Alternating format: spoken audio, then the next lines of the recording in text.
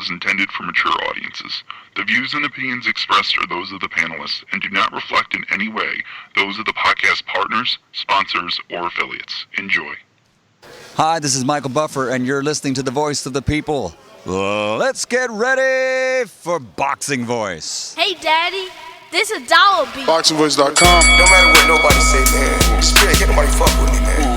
You know, I can't be fucked with, you know. Dollar D Beyonce Productions. Whether you pay to see me win, or you pay to see me lose, you're gonna pay. Fuck it, your kids still gotta eat. I don't have to watch, you know, any footage of a fighter. I mean, because I'm Floyd Mayweather, everybody gotta watch me. I knew eventually I was gonna have to fight Oscar. I feel like he was straight up and down, no special effects. BoxingVoice.com. How can Canelo have the biggest deal? Your deal is for $300 million, and I made $350 million just in one fight. And you're fighting on the app. BoxingVoice.com. I'm a king, okay? I eat a feast. Every time I eat a feast. And when I get up from the table, I don't give a fuck who get the leftovers. At the end of the day, follow my green print. Dollar D Beyonce Productions. BoxingVoice.com. Ain't no other sight in the game to see the boxing boys. Good morning, TBV. Welcome back, ladies and gentlemen, to another edition of the Boxing Voice Radio, hashtag TBV podcast, wherever hashtags are used. I am your host, Nestor Gibbs, joined alongside a bunch of guys. Don't forget the number to call in, 1-425-569-5241. Hit us up on Skype by adding Nestor Gibbs. Listen, man, we're going to be talking Errol Spence Jr., All the Smoke podcast with Showtime Basketball, and Spence being extra honest about his car accident, talking about beating a prime Mayweather, and just a bunch of other topics. A fantastic interview done once again by Matt Barnes and somebody else, I don't know. But listen, definitely bringing us some boxing content that we could review. We're on the YouTube channel. Maintenance is being done on Patreon. So we're happy to be back and say hello to everybody. Once again, the number to call in and voice your opinion, 1-425-569-5241. Press 1 one time. Voice your opinion right here on the Voice of the People hotline. Let me head on out to some of my co-hosts from around the globe. I'm the most brutal and vicious and most ruthless champion there's ever been. There's no one can stop me. Lynch is a conqueror. No, I'm Alexander. He's no Alexander. I'm the best ever. There's never been anybody like me. I'm Sonny Liston. I'm Jack Dempsey. There's no one like me. I'm from there. There's no one that can match. Champ! Good morning, y'all. You know we back at it again, TBV in the morning. If you got your cup of coffee, let's go. If you're across the pond, get your cup of tea ready. We talking Errol Spence Jr. with the fellas this morning. Let's go. It's me, Mario. What is up, fellas? Yeah, man, Errol Spence again at it, talking, giving us some interesting sound bites, some definite things to discuss today.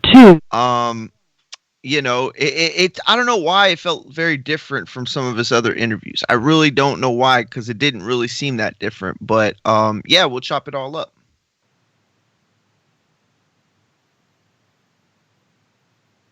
What's up, man? Yeah, man. Yeah, I just want to say I saw fight too. Stay focused, stay working my dad. I saw fight too. Right, boxing voice.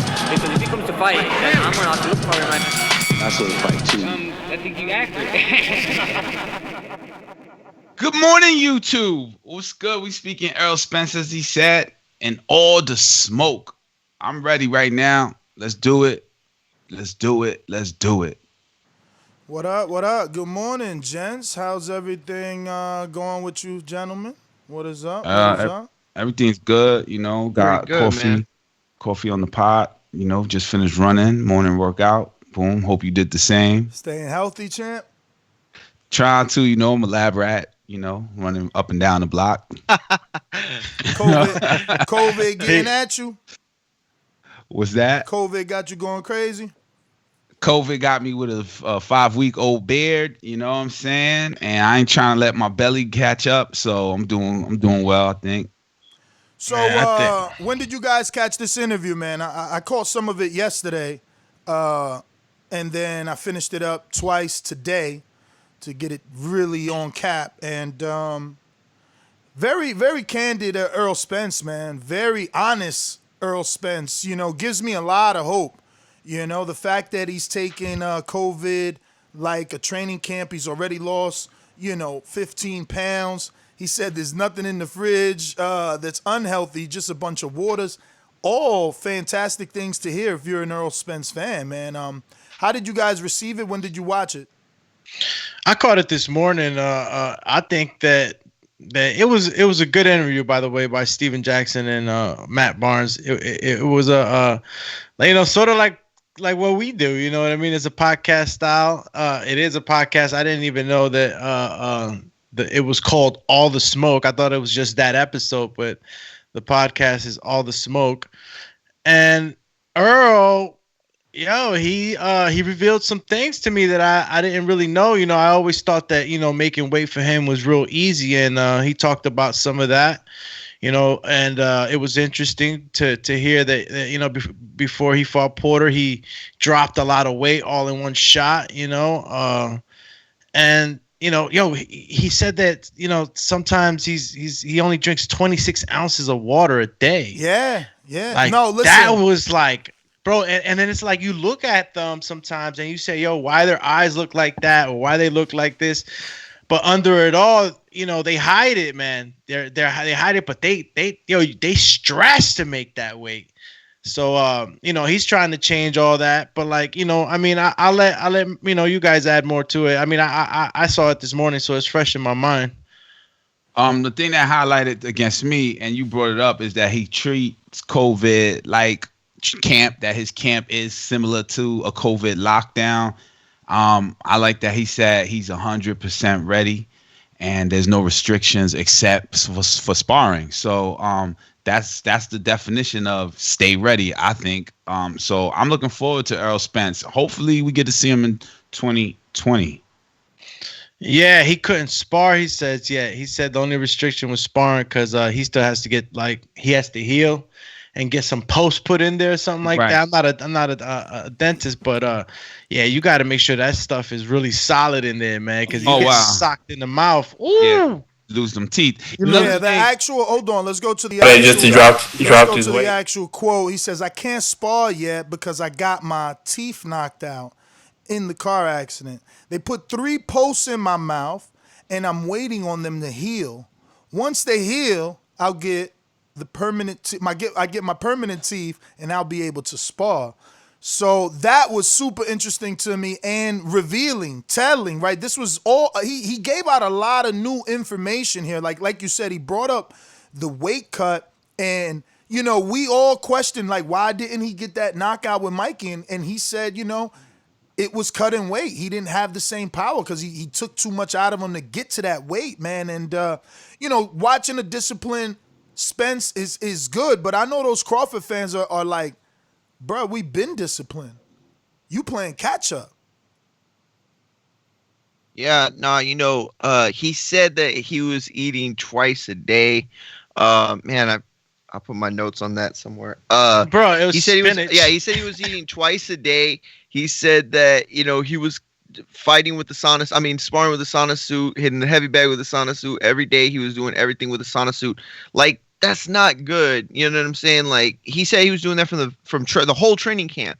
Like, that's the stuff you do at the very end to, like, make weight. Like, that's not how you drop weight at all. That's like the number one thing you don't do. You don't restrict calories like that for an excessive amount of time, and you certainly don't go in there with a sauna suit and heat your body up every single day. Your body starts to it almost like eats itself up doing that. You know what I'm saying? Like, you can't burn calories like that consistently. You have to do it as a gradual process. The fact that he did that, I'm not going to jump to the fact that it was probably a fat camp, but it probably was a fat camp.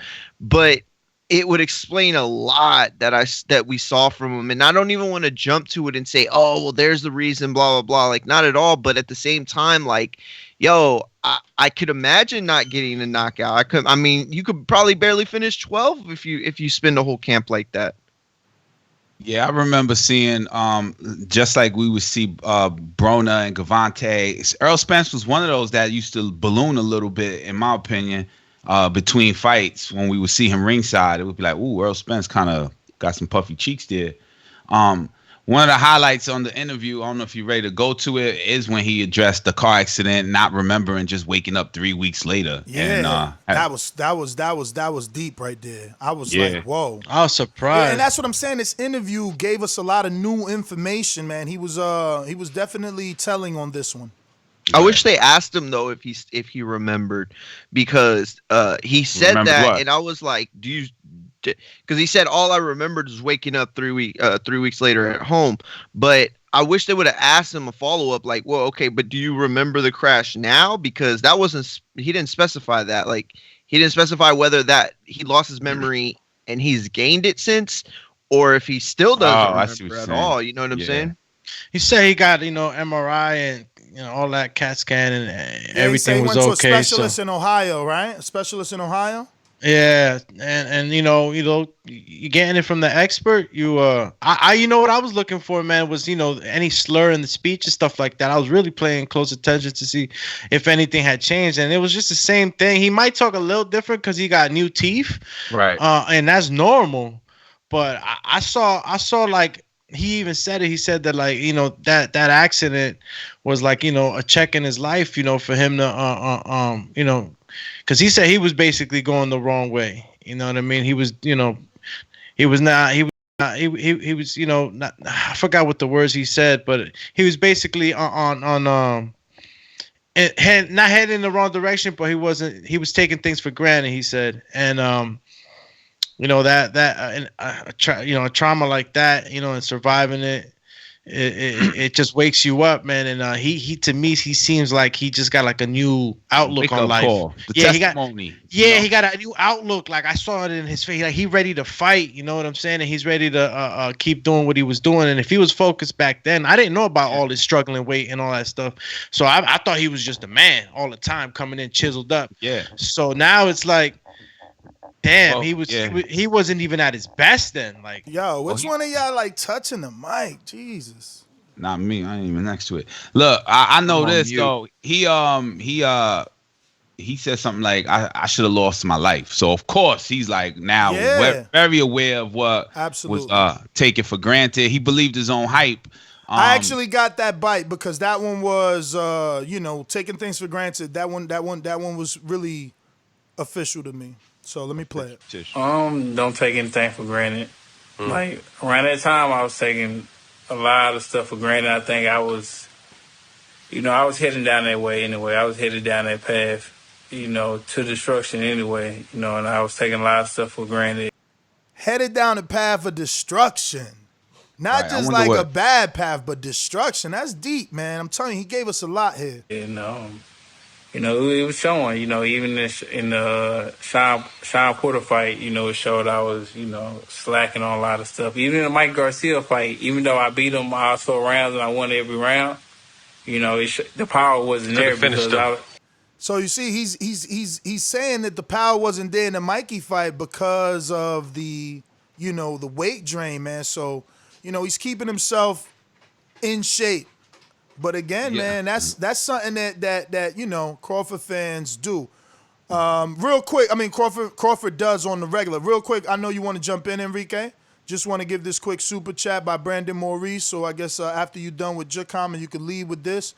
He says, side question, would EJ be Floyd's toughest opponent? And that is something that they touched on. EJ feels that he will be a prime Floyd Mayweather. Listen, I want to address when he said you can see it in the Porter fight. He felt it in the Mikey fight. Now, how does Mikey and Porter respond to that is what made it interesting to me. Like, damn, you wasn't 100%. Are you bragging? You not 100%? Even though I know he's at his humblest response right now. I wonder how Mikey and Porter that answer affected him if they heard it. You know, I mean, that's why we thought that, Earl should have KO'd him. I mean, look, if he's opening it up like that, and I don't see EJ as a bullshitter, if he should have KO'd him. He was the smaller guy. Mikey was a smaller guy, so it's like we all expected him to do what he was supposed to do. And even though we gave Mikey a lot of credit, I'm not even gonna lie, I was on the Mikey train. I thought Mikey was gonna do something incredible that fight. I think I picked Mikey, if I'm not mistaken. And I was like, damn, he just gotta avoid. But he hit him with some shots, and he didn't KO him. So it's like when you get weight drained, bro, you might make the weight, but you feel soggy. Like you ain't got that like that tightness. You know what I'm saying? It's like you're fighting with like a weight on you, kind of. It's sad. You feel sad. You can't keep your arms up, your legs feel. It's just like a lot. So like again, I feel. See what this is what I was trying to say. What Enrique just said, like. You say something that makes Sean Porter or Mike Garcia take a step back, like, whoa, you're gonna be a bitch now and make excuses, like, come on. But at the same time, it does explain it in a sense, like the lack of, I guess, force in the Mikey fight, the lack of aggressiveness to try to take him out. Like, a lot of that could be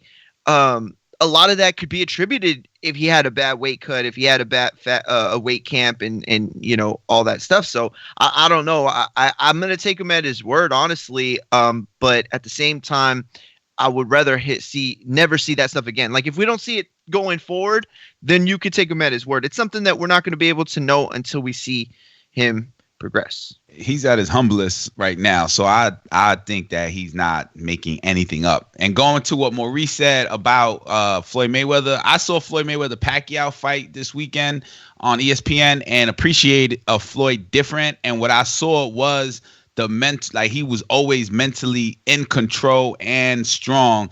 And Errol Spence mentioned that was one of Floyd Mayweather's strengths, was his mental strength. And if to fight him, he would just be cutting him off and jabbing him and boxing like fundamentally. But I don't know if that rings well with me after seeing Manny Pacquiao Floyd again. Hey, Earl was the guy who gave him a black eye, right? Right. Yep. There's a nice little story behind what could have happened if he did fight him. You know what I'm saying? And I honestly think that Earl would have been that guy that would have done a little better than Maidana. You know what I'm saying? Like it would have made it a closer fight. I don't know if he would have won because I still respect Floyd's, his legendary skills. It's like he knows how to win. But I tell you what, Earl would have been the guy to make it very hard. We would have seen Floyd with a black eye. I feel like he would have put the pause on Floyd, but Floyd, being who he is, probably would have skated to a win still. He's an elusive fighter, man. So EJ saying, I'm break him down. You got to catch him first. And we didn't see that happen with a Manny Pacquiao was what we was expecting. You know what I'm saying? I mean, at least I did. I thought a different outcome. But after seeing that fight a second time, shit was like a real entertaining chess game. Like, ooh, damn, Pacquiao can't do that. Pacquiao can't set that up. So it would be an interesting fight to see EJ versus Errol Spence and, the master fight. I said EJ versus Errol Spence. I mean, fighter. He broke it down and he said like, "Yo, I'd cut off the ring." And he said something else, so I can't remember that. That didn't stick out to me as much. Like I said, I'm sorry. Go ahead. So we might get a little special treat. I'm never a scheduled guy. But it looks. Who you got? No, because you never know how things work out. It's show business, man. So like, and plus this was spontaneous. It's like, okay, Errol Spence, okay, WBC, okay. Oh, Mauricio what Suleiman. online? Mauricio Suleiman. So he should be joining us via Skype. Woo! You know what I'm saying? Get him up on there on the screen with y'all. I'll play the back. I'm gonna just dip out like so, like boof. Let him be up there with y'all. So we just waiting for him to join. Looks like he's gonna partake, and obviously, he can give us some information as to like how long the WBC is willing to wait. And what like is there any time limits or time restraints on Errol Spence? Does he have to make a decision on who's he gonna fight and when he's gonna fight sooner than we think or assume? It would be some of my questions. But yeah, Patreon is having maintenance, but I did put a post out saying that that you could ask Mauricio a question. I don't know if you can see it because of the maintenance. So if you can see it, drop your question. If you can't, again, Patreon is undergoing some maintenance issues. So, we can't. But we are free and open to the public, so that's important. Yeah, definitely. So yeah, all right. Haven't seen him in there yet. He hasn't joined, but I did definitely sent the link. So we'll just wait. I told him, something like 2 hours from now, from the time I hit him. So that would be 10 o'clock our time, 9 a.m. Mexico time. So we got about half an hour before we jump him back on. But I got some more audio for you guys, see what you think here. Let's finish this up. Should have finished. I should have finished them, but the power wasn't there because I was trying so hard to make weight.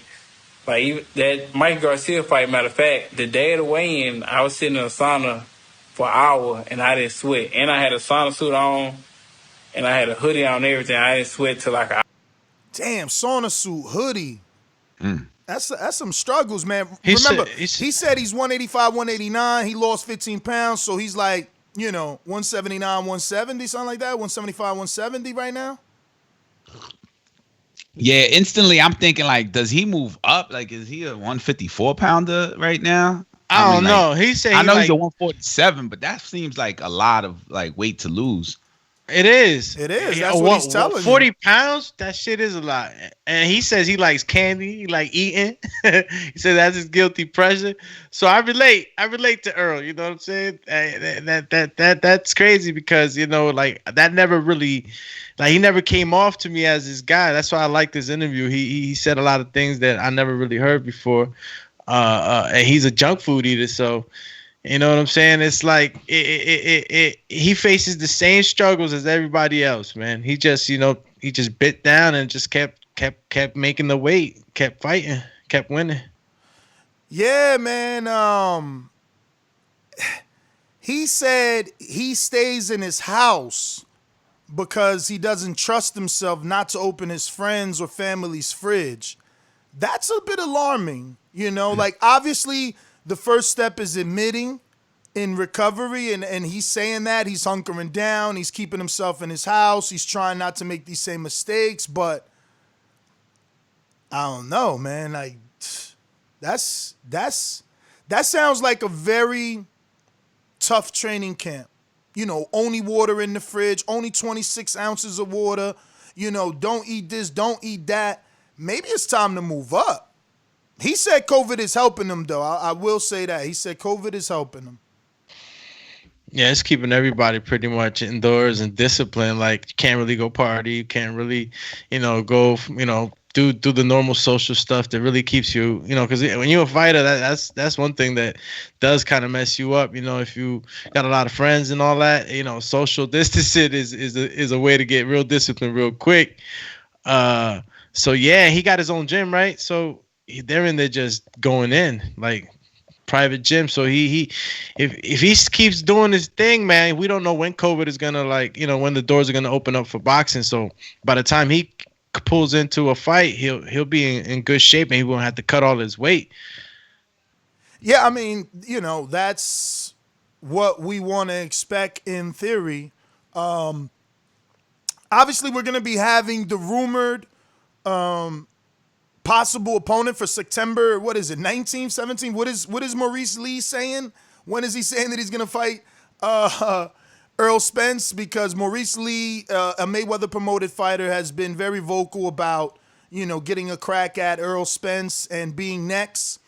We'll have him on the show Friday morning for our morning show. So check us out on patreon.com/The Boxing Voice.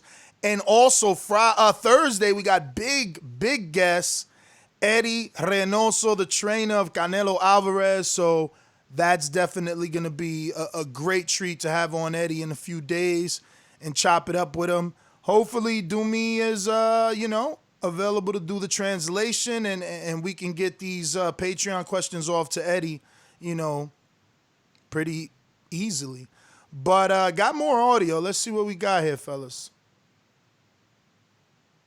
Hour being in there, and that was just to make weight. Yeah, that was just to make weight for the 4-hour drain. And then I could only go up 10 pounds. So I had to watch what I eat. Because remember, he got the IBF, so, once he gets all the way down, then he got that next day weigh-in where you can't weigh 10 pounds above the weight limit.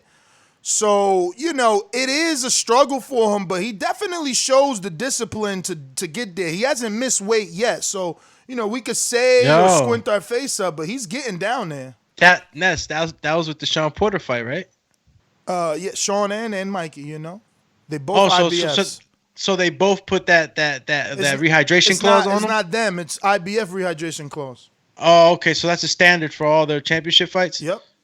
Oh, okay. Damn. I was about to say, damn, they put that clause on there for Spence because they know he walk around heavy. Yeah, man. He definitely he definitely gotta start sticking either to a lower weight or move up. I mean, look, and there's plenty of stuff for him to do with moving up. You know what I mean? It's just a matter of him bumping heads with his bros. The Charlos are right there at the 154 and then the 160. So, I don't know. I think eventually he probably will have to go up, but. Well, if Crawford fights Charlo and at a 154 or somewhere between, maybe there's a catch weight for Crawford in there. I'm a Crawford and Spence. Yeah, but to me, automatically, it sounds like too much weight. Looks like we got. Your mic's not connected. Your mic's not connected, Mario. I thought you was Mauricio sounding like that in John. Yeah, you sound like you was in NASA or something. International call and shit. You sound like R2D2, Mario. You sound like you out of space, bro. That's not connected. Maybe it's his internet. I don't know. But we got some more audio. Let me get to this here. This is Earl once again. Last year, in October 10th, I got into a bad accident, and then, it kind of delayed my return because I was supposed to come back in that January, but then I got hurt, so I've been out for a while. So, in all actuality, this pandemic really been helping me out a lot, and so really just basically, recovery and just taking my time to get back. But I'm already back. So obviously this is a good thing. We spoke about that. Like for Wilder, this was a good thing. Fight postponement, more time to work for Earl, same thing. But with that in mind, it's also the same for the potential opponents. It's also the same for the possible Danny Garcia fight. Maurice Lee, whoever he's gonna fight is also training and preparing. Definitely. I agree with that the pause helps him out as well. But he said he's doing everything except sparring. I'm sure a lot of fighters are doing everything except sparring as well. And those who aren't, it's going to show. Word. COVID-19 was a blessing for guys like Wilder and EJ. And you said it, Enrique, like some people are and some people are not. So it's not like everybody gets that opportunity to have like sparring partners and be like, okay, I feel safe with these guys. I'm not, feeling like I'm gonna risk my family going back home. So it's hard to find people that you could just say, yo, these are my sparring partners. I'm gonna be able to work that way. Because as far as working, you can stay in shape. You can hit mitts. You can hit the glove. You can make weight. You can stay, you can stay in shape. But everybody knows that sparring is the most important, and that's how you get in fighting shape. So I wonder how much time, right? Because once the boxing opens up, how much time, Well, he did speak of a return. I think he said something like October was the targeted return, but he also said there is no target return. Like there's no, you know what I mean? I don't have that audio, but he's like, they asked him what's your targeted return day, and he said, something like October, November, but I ain't got no target return like that because you don't know when this pandemic is over. Yeah, that's what it is. Hey, and if you guys remember, he did say that he was willing to fight in a non crowded show. He said he don't give a crap as long as the check is the same. He don't care, So that was pretty cool. See that, and yo, you know what I was so worried about when Teofimo came out the other day and was like, "Yo, I'm not fighting without no crowd." crowd, like, okay, calm down, men of the people. Like, I was afraid that other fighters were going to come out and start saying it. I'm glad he didn't, because, look, we know at this point, and when I say we, I mean us four at very least, and the listeners that listen to us every day, we know that we've talked to managers and promoters, and we know what fights are gonna happen without a crowd. You know what I mean? Like, we're not gonna get our hopes up anymore. Like, we know what it's gonna be. It's gonna be Maurice Lee type shit, right? So if you're in a situation where they're not gonna, you're a prize fighter, right? Errol Spence, Wilder, and they're not gonna make you fight against the Furies and the Crawfords of the world. Why not go out there and say, man, I'll fight Crawford in front of nobody. I'll go to the back alley with that man. Like, just sound more aggressive, sound more like you don't give a damn, because in reality, they're not going to make you do that. So who cares? Just sound like a tough guy. What? You saying to sound tough with the gate? No gate. Yeah, sound tough. Exactly. Pretend like you would fight, because they're not going to make you. So what are your words don't matter. You know what I mean? But at least it makes everybody else think like, yo. But some people can't do that. Their mindset goes to the money and say, you know what? The gate is worth $16 million. Why would I fight without the gate if I'm going to get paid less? They can't even go on Front Street. You're right. Yeah, they don't even want that out like that. Like, nah, you ain't playing me like that. Because then the promoter's like, oh, okay, you say you gonna fight without the gate. Let's do it. You on record. I mean, AJ went on record saying, Chris Mannix was specific. He's like, listen, you make about 8 to 10 million out the gate. Would you fight without? He's like, he went the give back route. Yeah, but that's a big gate for AJ's a big gate. Keeper, if you want to put it that way, or gate gate revenue receiver rather. Yeah. Gate generator. Gate generator. Man, he's that dude now, and it's crazy because when they first was telling them about the stadium, he said in an interview, he's like, damn, you expect me to sell that out? You know what I'm saying? But like he definitely like sold the whole thing out, and he's that dude right now, man. He the money guy now. I mean, that's an angle, though, now that you think about it. AJ saying give him back, meaning entertain you while you on lockdown. You can't come to an event, and you came to all my events. Well, let me give back to you, So that's a righteous thing to do. Mm-hmm, mm-hmm. And that's why he is the face of Under Armour, Hugo Boss, and everything else that sponsors him. I feel like we kind of went all over the place a little bit. Well, let me ask. So he said that he would beat Floyd Mayweather. How many of y'all actually believe that he would have beat Floyd Mayweather? I stated my case. Earl? Yeah, Earl. I mean, it's difficult to say when you ain't knock out Mikey and the fight with Porter was that tight. But everybody thought Porter was going to be a tight fight for Floyd, and that's why Floyd never called. Remember, Porter's dad, Ken, always called Floyd the little boy up the street. He never replied to that, never responded. Pacquiao hasn't ever offered Porter an opportunity. We had someone on the show the other day, I think it was a trainer, maybe Ronnie Shields yesterday, said that, Porter's a tough fight for anybody, difficult fight for Crawford, for everybody. So, yeah, I don't know, man. We can't say he didn't do good versus him, and, that equals this. Styles make fights, yo. Styles make fights. Listen, Earl is a natural welterweight. Who's the only natural welterweight that Floyd fought was who, really? Like, really, who? Because Maidana moved up. Pacquiao moved up. Robert Guerrero moved up. I mean, everybody he fought. I cannot think of a natural welter. Oh, Canelo. Canelo started at 47. But he also had Cotto move up to Cotto, like 154 Cotto was a or 140 pounder, though. Cotto was he started at 140. That's when he was the man. So I wouldn't say that that Floyd Mayweather will put it on him either. You know what I'm saying? I would say it's one of those fights like you don't know, and that's why it's such a conversation. You don't know. Yo, I mean, they'll put your head on the chopping block, Enrique, if you say that somebody beats Floyd. You know what I'm saying? Of course, I'm saying you don't. But my honest opinion is I don't know. It would be a hell of a fight, though. Yeah, that's the same there are thing a lot I of said. like, and stuff. But like, honestly, like I'm sorry, man. No, go ahead. He's strong enough. He showed us the type of fighter he is time and time again. So it's like he's in your face, but he's not just in your face. He's throwing punches, and he's in your face throwing punches, constantly, constant pressure. And the good thing about Earl, his distance is good. He's able to punch really good on the mid-range and the inside. So as long as he keeps that distance on top of you, he's punching. So, it would be a fight that would go 12 rounds, man. 12 rounds. So it's like, does Earl knock Floyd out? No, I'm not saying he'll knock him out. I'm saying that he'll be in his face constantly punching. Does Floyd knock Earl out? Come on now.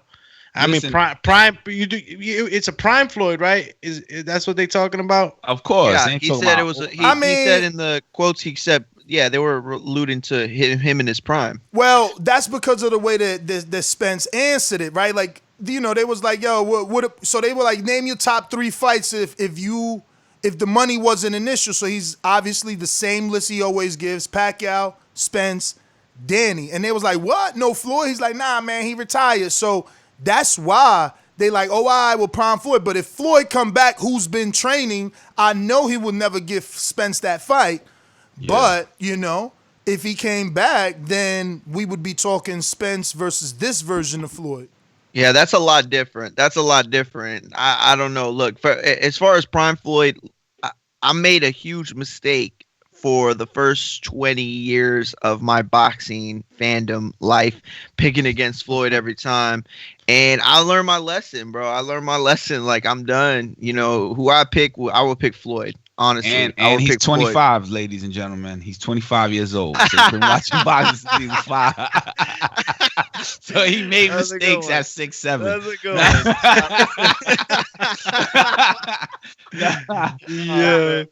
But I went against Floyd once, and it was with Zab Judah, and it was a hell of a fight. And then I also thought Manny Pacquiao, I didn't bet or anything like that, but I believed that possibility existed strongly for Manny Pacquiao just based off of Manny Pacquiao's chainsaw style of fighting. You know what I mean? Bro, I was a hater before a fan, bro. I was into the whole Mexican style of fighting. So when Floyd would fight, it's like, and like I said, like, we grow in our boxing IQ, the more we study the sport. So it's like back then I was just like, man, look at this dude, running around and all that. And then like, it was betting against him. And then it was like, it got to one point where I'm just laughing. I'm looking at the screen laughing. I forgot what fight. And I'm just looking at the screen. I'm like, yo, I'm tired of this.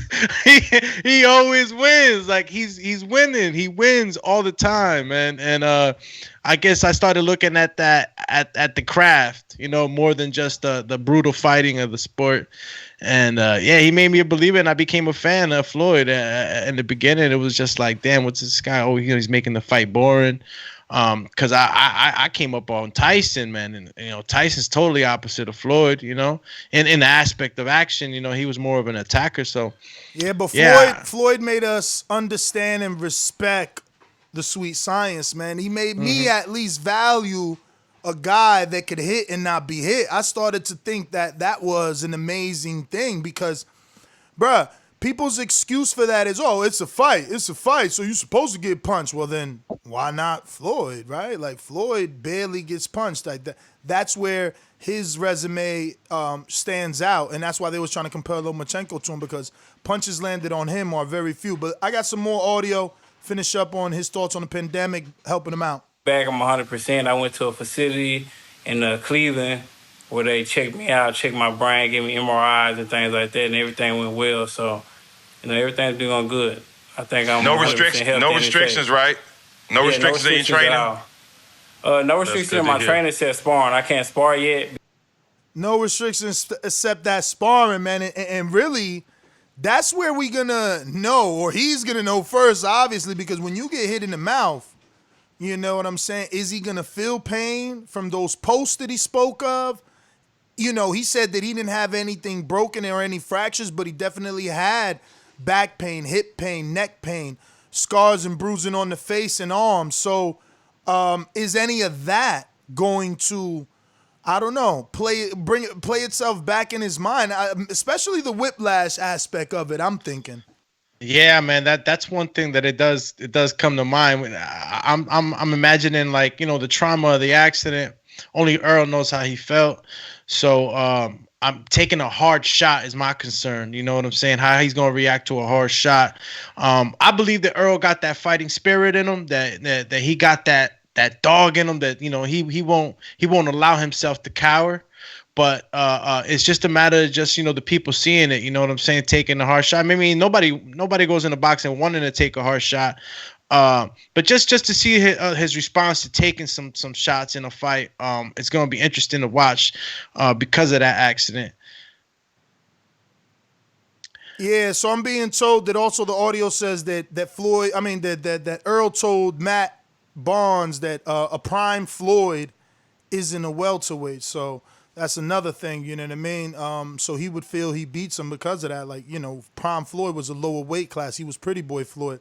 You would have to assume that Pretty Boy Floyd at that time, would have been able to move up the welterweight and face prime Errol Spence at this time. That's a tough feat even for Pretty Boy Floyd, let's be real.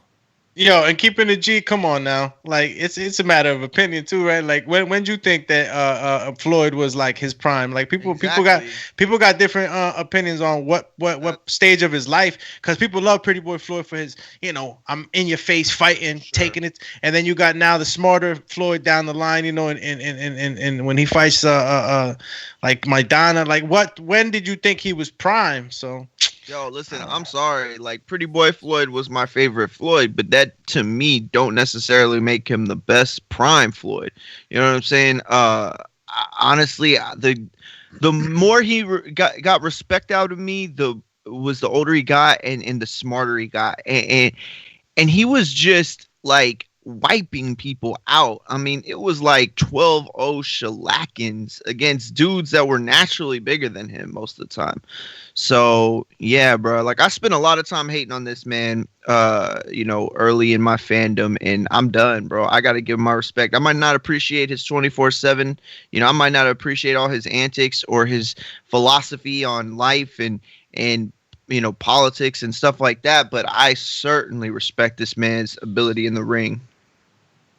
Right. Yeah, I would say that Pretty Boy Floyd was a hell of a slick ass fighter. I don't know what y'all talking about. That Errol Spence would put it on him at that age. Yeah, because Pretty Boy Floyd was what weight when he was Pretty Boy Floyd? That's why I'm a casual fan, so I ain't even applying. I'm using the pound for pound type style. See, me too. Exactly. So that's how I always look at it. Yeah, I'm saying he was slick and he just was hard to get hit, and that's what made him pretty. It wasn't his looks. It was his looks and style fighting, Enrique, how you think Floyd would have done against the likes of Porter? I mean, he would have controlled it because that's Maidana. Maidana had moves like that. Yeah, well, you know what? Yeah, they're both attackers, but I think Porter's a little more of a bum rusher. Like he is a bum rusher. But they say the jab keeps that away, right? Jab controls that. Yeah, who else did Porter fight that was like Floyd Mayweather? I mean, we could probably try to do some comparisons, but no one. Floyd sort of like, yeah. So it's a matter of opinion and where you see it. I think Porter would bank on one bum rush power shot that would change the game to equalize Floyd, or neutralize him and control it from that, like he did Paulie Malignaggi. But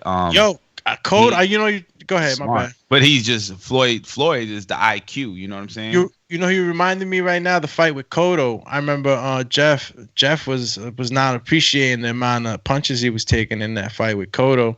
So, that style of in your face, I don't know what exactly he was doing different in that fight. We'd have to go back and look at that Cotto and Mayweather fight, but he was getting hit.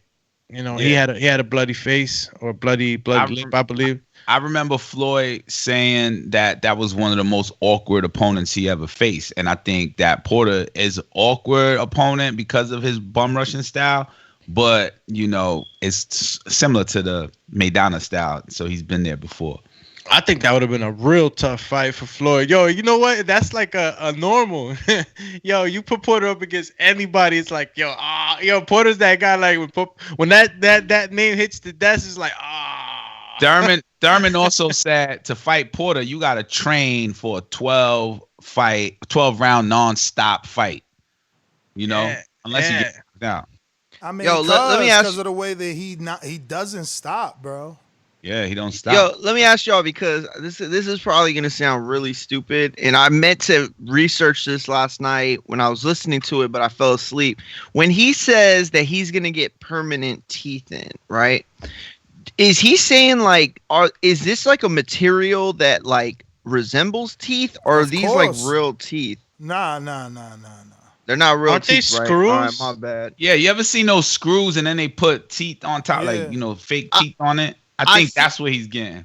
Okay, I His seen those teeth in may have fallen grills. out like by the roots, you know. Got They it, came got right it. out like James DeGale. Remember he had that gap. My grandma had Bro, beard, the fact that he said his face was and you don't see yeah, none. he said it was all scratched up. Like what the host said, I had to get plastic surgery. He didn't get his face just healed perfectly. Like he's blessed. Yo, and he don't look like nothing's wrong. Like, you know what I mean? Like, yeah. I mean, obviously we haven't seen him fight, and that's a completely different thing. But just looking at this man, like, I promise you, if I just leaned over to my wife and said, like, would you believe this dude was in a horrific, like, show her the car and then show her him, like, you wouldn't even believe that that's the same guy. If you see the video of him flipping, you'll never think that was him, period. When I first saw the article, the first thing that they show is the car. I thought he died. I was like, what? Like, my heart was racing as I was reading it, like, oh shit, he didn't die? You know what I mean? Bro, so I had legit gotten a call from a person that's really close to him, and he told me, and I was like, oh, okay, whatever. Like, he made it a big deal, but he didn't make it a big deal. So I was like, oh man, this man got in a car wreck. Like, oh well, too bad. Like, oh, we're not gonna have this fight come up, or oh, he's not gonna fight Crawford right away. Then I saw the video, and I was like, yo, I texted this man back like, yo, you need to give me an update. Like, tell me what's going on. He just didn't respond like at all. But yo, that I couldn't believe it, man. It went from like, it flipped the switch. Like, from like the worst thing I was thinking was we're not going to get Crawford as soon as we'd like, to are we ever going to see this man walk? That's the selfish thing you think. Yeah, it was. I fully admit it. Fully admit that was the selfish thing. I thought, yeah. I was like, damn, is he in the, like, damn, just the picture alone says, you know, paraplegic, death, you know, vegetable coma, like that picture, you could, you know, interpret it that way. That video, bro, that video. He said it, man. He said the angels was with him or something. You know what I mean? That's how he said it. He said, yeah. Yeah, like he's still in the woods, technically, to me, because, you know, he got to spar and feel himself. Fair point. You know, because Monty Barrett said it once, God gives it, God takes it away. And hopefully God just enlightened him. Like, look, I'm going to take it away if you take life for granted. You the world champ, you know. It makes you. That's the scenario going on right now. It makes you wonder what some of the people have said. Yo, this man is hitting harder than ever before. Like, this man is. It makes you kind of wonder now. Like, well, he's talking about the punching bag.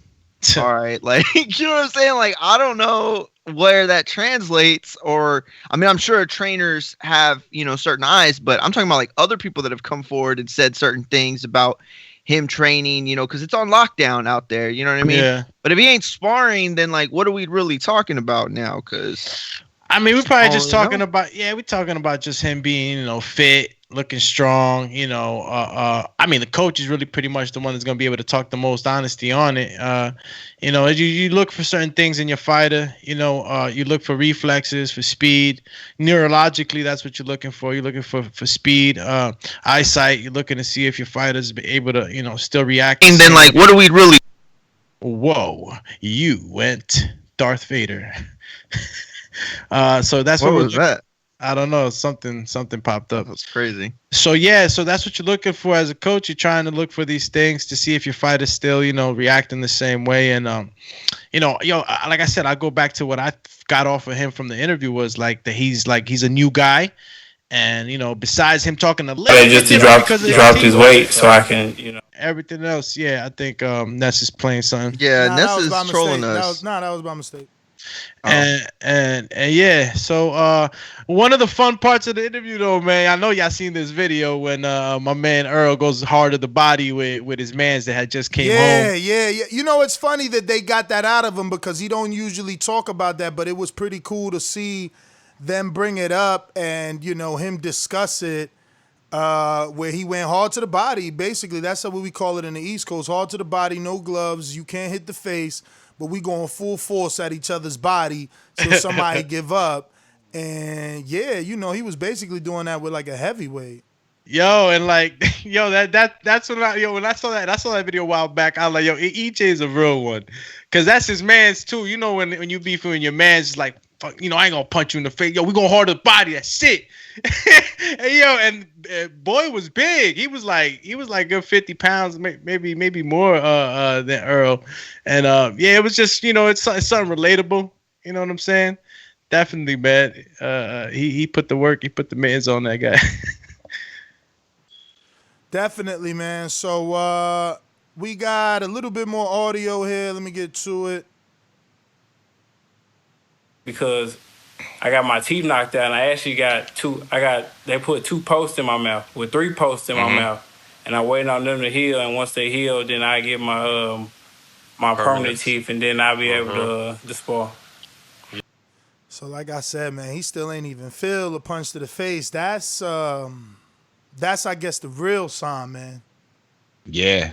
I mean, and you know, when you ever hurt yourself and you just real conscious about that area, you know, like you don't want to hit your elbow, you know, you broke your elbow, you're just recovering, you're like, ooh, watch my elbow, you know, somebody dapping you, watch my elbow, you know, somebody wants to give you that hug, watch my elbow. I wonder if it's like that, or he's just going to say, fuck it, let me feel this, and boom.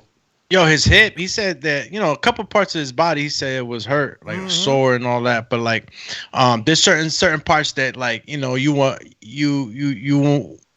take more look at than others, right? Like, you know, your arm, you know, my man Keith with that arm injury, that shit's been plaguing him. So little injuries like that, where did he get the hip one really was a concern for me. You know what I'm saying? But nothing was fractured. So it's like, it's basically he was sore. You know what I'm saying? Everything I think is gonna come down to that neuron, that neurological. If it had any effect whatsoever, that's what I'm waiting for.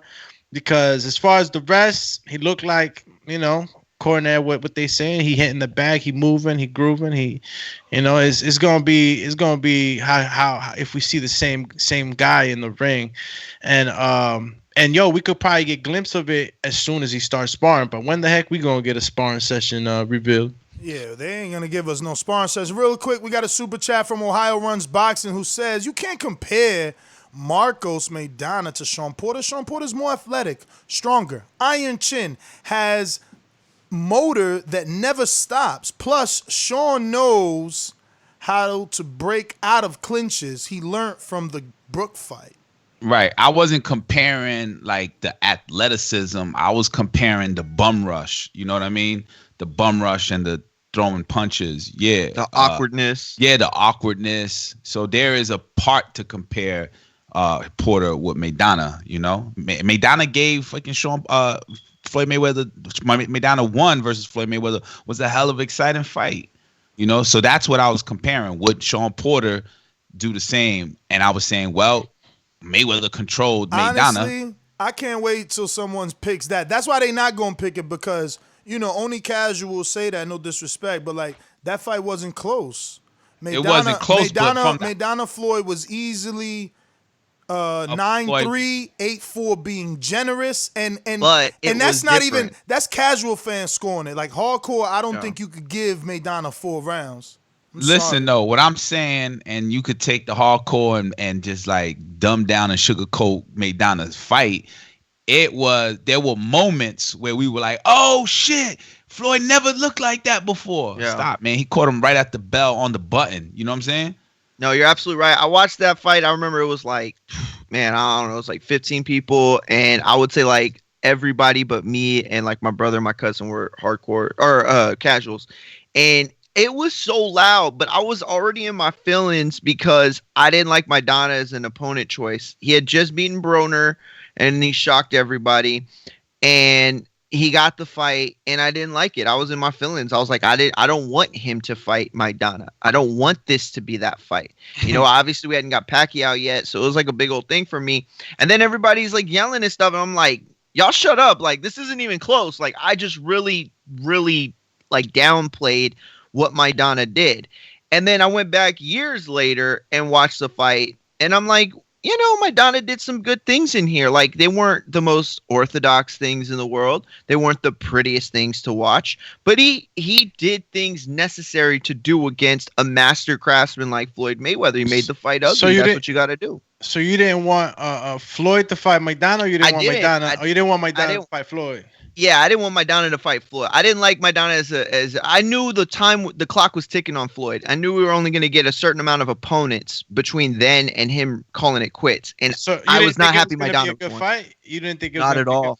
So you thought Floyd was gonna skate to a win easy? Skate to a win. And then when that started happening, I'm like still trying to keep my pride intact. Like, he's skating by. This is 10-0. Y'all, what's wrong with y'all? Like, you know what I'm saying? Like, I was just in my feelings because I didn't want this man to do good already, because I was already bummed that he picked him as an opponent. So then, like, I try to downplay everything. And so, like, Ness is saying, oh, well, hardcore score that, like, a wide margin. And in truth, it is a wide margin fight. It's not really a close fight on the cards. But in reality, we don't give Maidana or at least I didn't give Maidana nearly enough credit for what he was able to do that night. Adrian Broner was he was the start. He was the start to the fight. When he fought Broner, it was Mayweather and Broner share similar styles, you could say, right? And that's big bro and whatnot. And I think that Floyd was able to see a lot of things too from that fight. And capitalize even more on Maidana, but I felt Maidana he caught Floyd with a right hand that, I mean, you could go to YouTube and see highlights of that right hand. It's even like a good way to train fighters, to be able to counter the pull counter, and he was the style that Floyd needed. That's that rough and tough, that that in your face, you know what I'm saying, angled punches. You see Maidana's freaking punches, man, when he's on the inside, they literally loop around and then come back down. Like, they were crazy angles. So it was like he was throwing like what are those things were oh damn, what's that you know what I'm talking about? Lacrosse. Lacrosse. Yes. God damn. My man was playing lacrosse. Yo, he was playing lacrosse, and you know what? Floyd's still the man, though. You know what I'm saying? He was still avoiding, shit, tucking in the chin on the shoulders or whatnot. But it was an entertaining fight. I wonder in Floyd Mayweather's mind why he gave him that second chance. I always talk about, like, damn, he should have gave Pacquiao the second chance. You know what I'm saying? I think he gave him that second chance. I thought of that same thing. I thought of it as, like, the first fight, people were entertained. They really thought, like Ness said, casual fans saw it, an exciting, higher scoring rounds for Maidana. Some people thought Maidana won. I didn't think Maidana won. Yeah, they did a poll on it was either Twitter. ESPN or it was ESPN or it was Sports Illustrated. They did a poll how many people thought Maidana won. It was like 35%. I was like, what? Where is this poll coming from? And like the people I watched it with, they thought he won that night. Like, everybody was just so jacked up to see Floyd in a it was the people were just so hyped to see Floyd in situations that they never seen him. You know what I'm saying? That it kind of overdid it. But I think that's why he got the second fight, is because the response from the mass of people, the population that saw it thought, yo, we got to see it again. It's crazy, right? Because, when we do our Tuesday night film studies, we've gone back and we watch Floyd, and it's like we see him win even better. You know what I'm saying? We got more appreciation nowadays for his style than we did probably back then. But I don't know if you guys wanted to touch on anything else. I for one was going to tell you, out of the top 5 fighters that Errol Spence picked, which one to you guys kind of like, was like, damn, I relate to that one. I like Terry Norris, or I like Lennox Lewis, or some of the other guys that he mentioned. I was surprised Terry Norris was on there, to be honest with you. I like the fact he had Terry Norris. I know. It was cool, but I just was shocked. Guys, I'm adding Mauricio to the call right now, so he's ready. Good morning. Good morning, Mauricio. How are you? Fine, and you? I'm good. Thank you for taking out the time. Are you in Mexico? Yes, Mexico City. How is it over there? How's COVID treating you? Well, like everyone else, we're trying our best to remain positive and active and following all the directions. Absolutely. So, man, obviously the WBC has been doing a lot, since COVID took place. You guys are definitely doing interviews and WBC talks. Just bring us up to date of what exactly you guys have going on since COVID.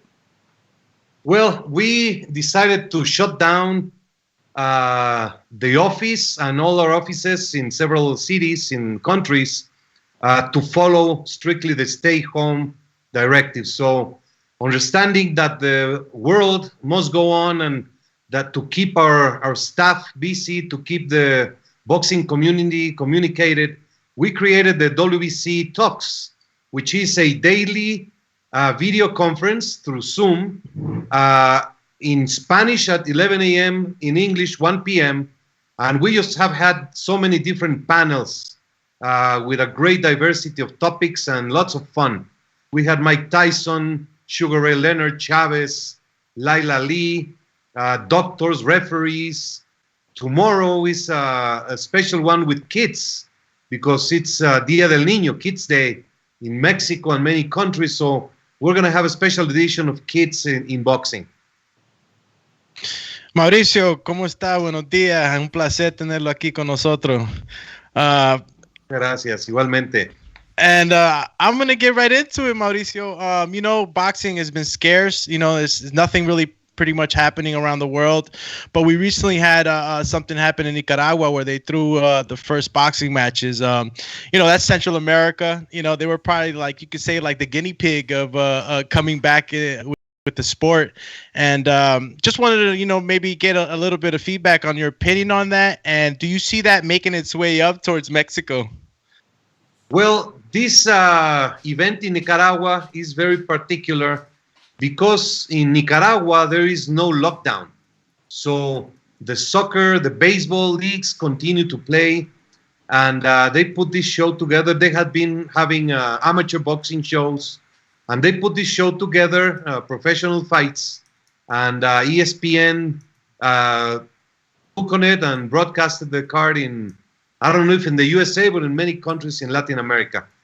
So I follow it. They have very good protocols. It seemed that everything was in good order.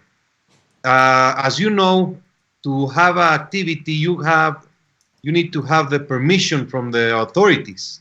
So that's going to depend on each country, each state, regarding the coming back of the sport in each jurisdiction. We have finalized a very thorough protocol that we're going to provide to boxing federations, boxing commissions, promoters as a guideline. If they can use of it, it will be good. It takes in consideration everything from the testing, the questionnaires, who should be participating in closed doors events, etc., etc., etc. Hey, Mauricio, it's Mario Munguia. Thank you for joining us. First of all, I really pondered how I should ask this question, but I want to, number one, congratulate you on doing the right thing with the Haney situation. I think we can all speak that was the best decision moving forward. It's so much that happened and transpired, so I don't know how to specifically target everything. Can you just run us through the process and everything that happened from Fortuna and the petitions and Campbell and all that? Just kind of let us know how you came to the decision that y'all came to. Sure. I'm going to go a little bit backwards. Mikey Garcia was a champion, and Luke Campbell was a mandatory contender. He won a final elimination. Then Mikey went on to fight in welterweight. Then he decided not to continue in lightweight division. So the WBC had the title vacant.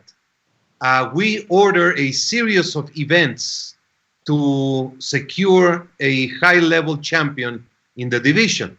So Haney was ordered to do a fight, Fortuna to do a fight, Luke Campbell to do a fight. It was all structured.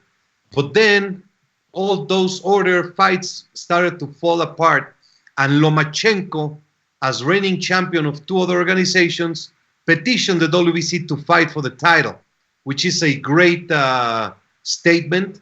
the WBC accepted and ordered Lomachenko Campbell for the title. The WBC had ordered Haney already against Abdullayev. So that was accepted for the interim title to have the activity. Lomachenko becomes a champion. At the convention, Haney became the interim champion. At the convention, Lomachenko was designated franchise champion. And Haney was elevated to world champion. So Haney defended the title 2 weeks after and suffered a injury which required surgery. So Haney was placed as champion in recess because there was no time for him to return. We ordered Fortuna Campbell for the title, and he was contracted, he was accepted, he was scheduled for April 17, and with this COVID-19 pandemic, that fight did not take place. At this time, Haney notifies the WBC he's ready, he wants to be reinstated as champion, and provides all the medicals and the certifications. So the WBC announced that we have received this petition. We heard from Fortuna and from Campbell, from both, regarding the fight they already had signed for. So the WBC analyzed all the process and decided to reinstate Haney as a champion and decided to accept the fight between Campbell and Fortuna for the interim title. Haney can do a voluntary defense, and then both winners meet once this activity is resumed. Mauricio, what is the I guess purpose of the interim title in that particular situation? Like, why do Luke Campbell and Fortuna deserve or need an interim title on the line? Because they had a signed contract for a fight that the WBC ordered. So you cannot, it would be an injustice just to erase that. They had an agreement, they had everything set, they had a fight ready to take place, and for reasons out of their power, it did not take place. That is why the WBC accepted to confirm that fight as an interim title to give them that platform, and then the winner fights for the world championship. Mauricio, how are you? Enrique here. Pardon my beard. I'm right next to New York City, so I'm on full isolation because of COVID-19. I'm going to give you this casual question.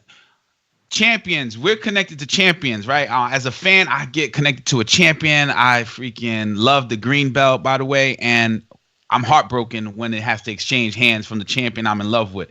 You as a man, obviously, connect to people. Have you ever connected to a champion that it hurts you when he loses the belt? You can use a name if you can. That would be beautiful. How connected are you when you have a champion in hand? I connect with every single champion, and I learned from my father this process. And let me explain.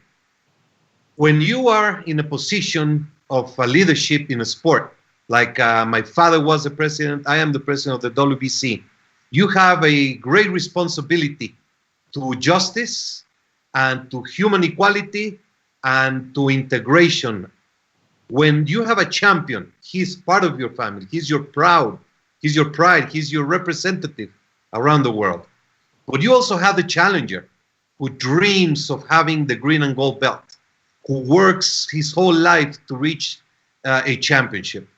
When you go into the ring and you experience the relationship with the challenger and the champion, when that bell rings, it's over. It's two persons fighting. There's no colors, there's no nationalities, there's no names. When that fight ends, there's a winner and there's a loser. And I feel complete empathy and sorrow and respect for the loser. And I feel great respect, great happiness for the winner. And I learned from my father, when you go into the ring, you go to see with a fighter who lost first. You give them words, you encourage them, you make them feel respected, and then you go and celebrate with the winner. So yes, I feel great happiness and great sadness at the same time. That doesn't change anything previously from if the champion loses, once a WBC champion, you're a champion for life. Still And family. we keep that relationship, and that is every day.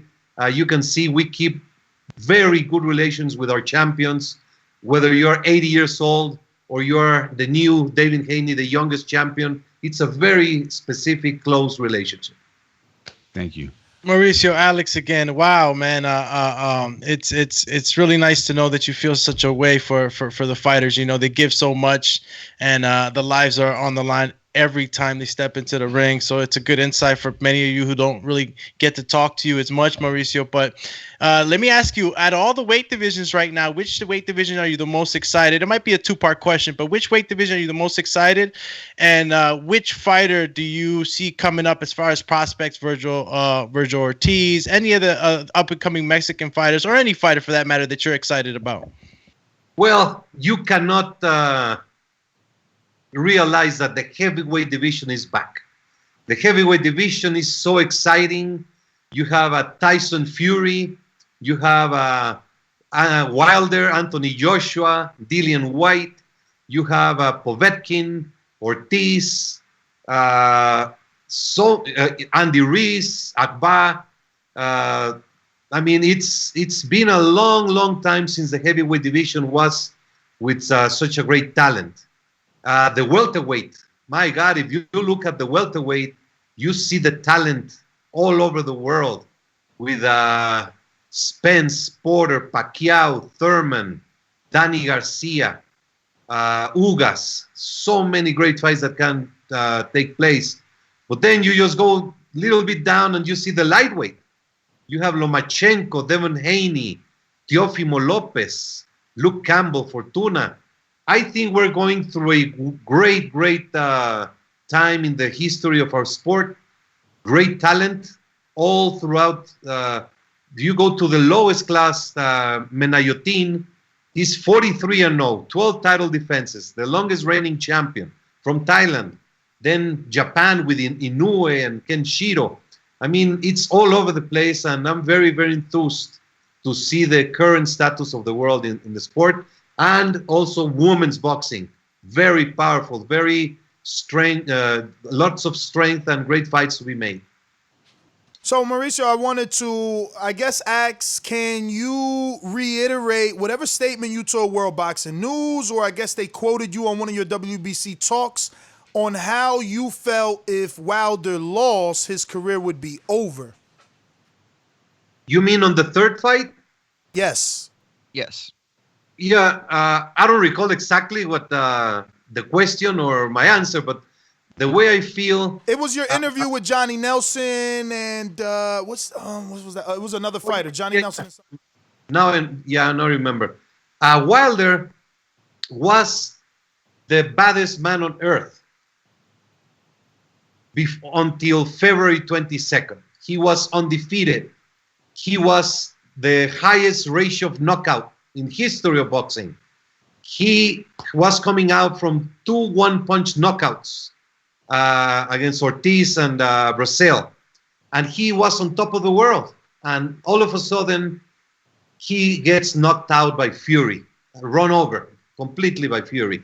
So to come back is going to require the champion's mentality. It's going to require a lot of mental strength and a great fitness program, a great program to go back and take back his title.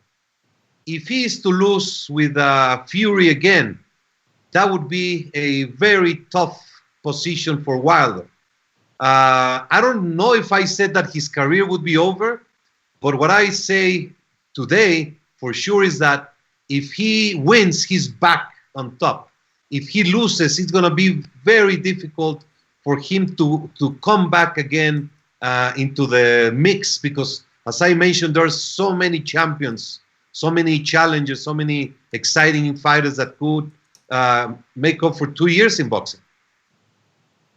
All right, so we got a few questions from the people. We could get through these as quick as possible. If you've answered anything, we'll just give them a quick shout out and move on. We got Dual Ingram in the United Kingdom, I think, or actually Compton. says, you initially posted on Instagram that the government is handling coronavirus COVID-19 wrong. Can you elaborate on that? That was a very unfortunate comment that I did. It was unfounded.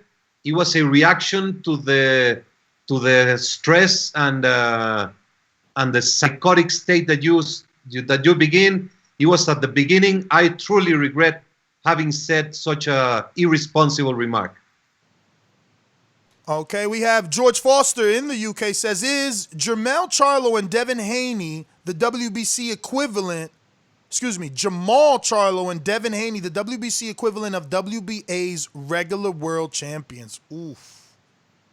Well, it's a situation that I understand the fans' confusion. I understand that this is a new concept. The franchise championship designation is a new concept. If you want to shape it and compare in a way, you can say that the franchise champion is a superior, supreme entity with very specific additional opportunities and rules for him. And the champion, if you want to call it regular, to understand the concept, it's okay to do so. Okay. We have Crucial says, does Jamal Charlo have a mandatory fight coming up? Well, we had, there's no mandatory yet. We had ordered a few final elimination bouts, which we're going to reevaluate as time goes in each specific division. So at this time, there is no mandatory. All right. We have Ruin 504 New Orleans. Great question. I wouldn't have worded it like this, but if Alejandra Jimenez is reinstated as the WBC champ, will Franchon Cruz get a rematch, or does the next contender in the WBC rankings get a shot? This situation is being handled right now by the protocol of the Clean Boxing program. We just had a video conference because we were going to have a meeting face-to-face. This has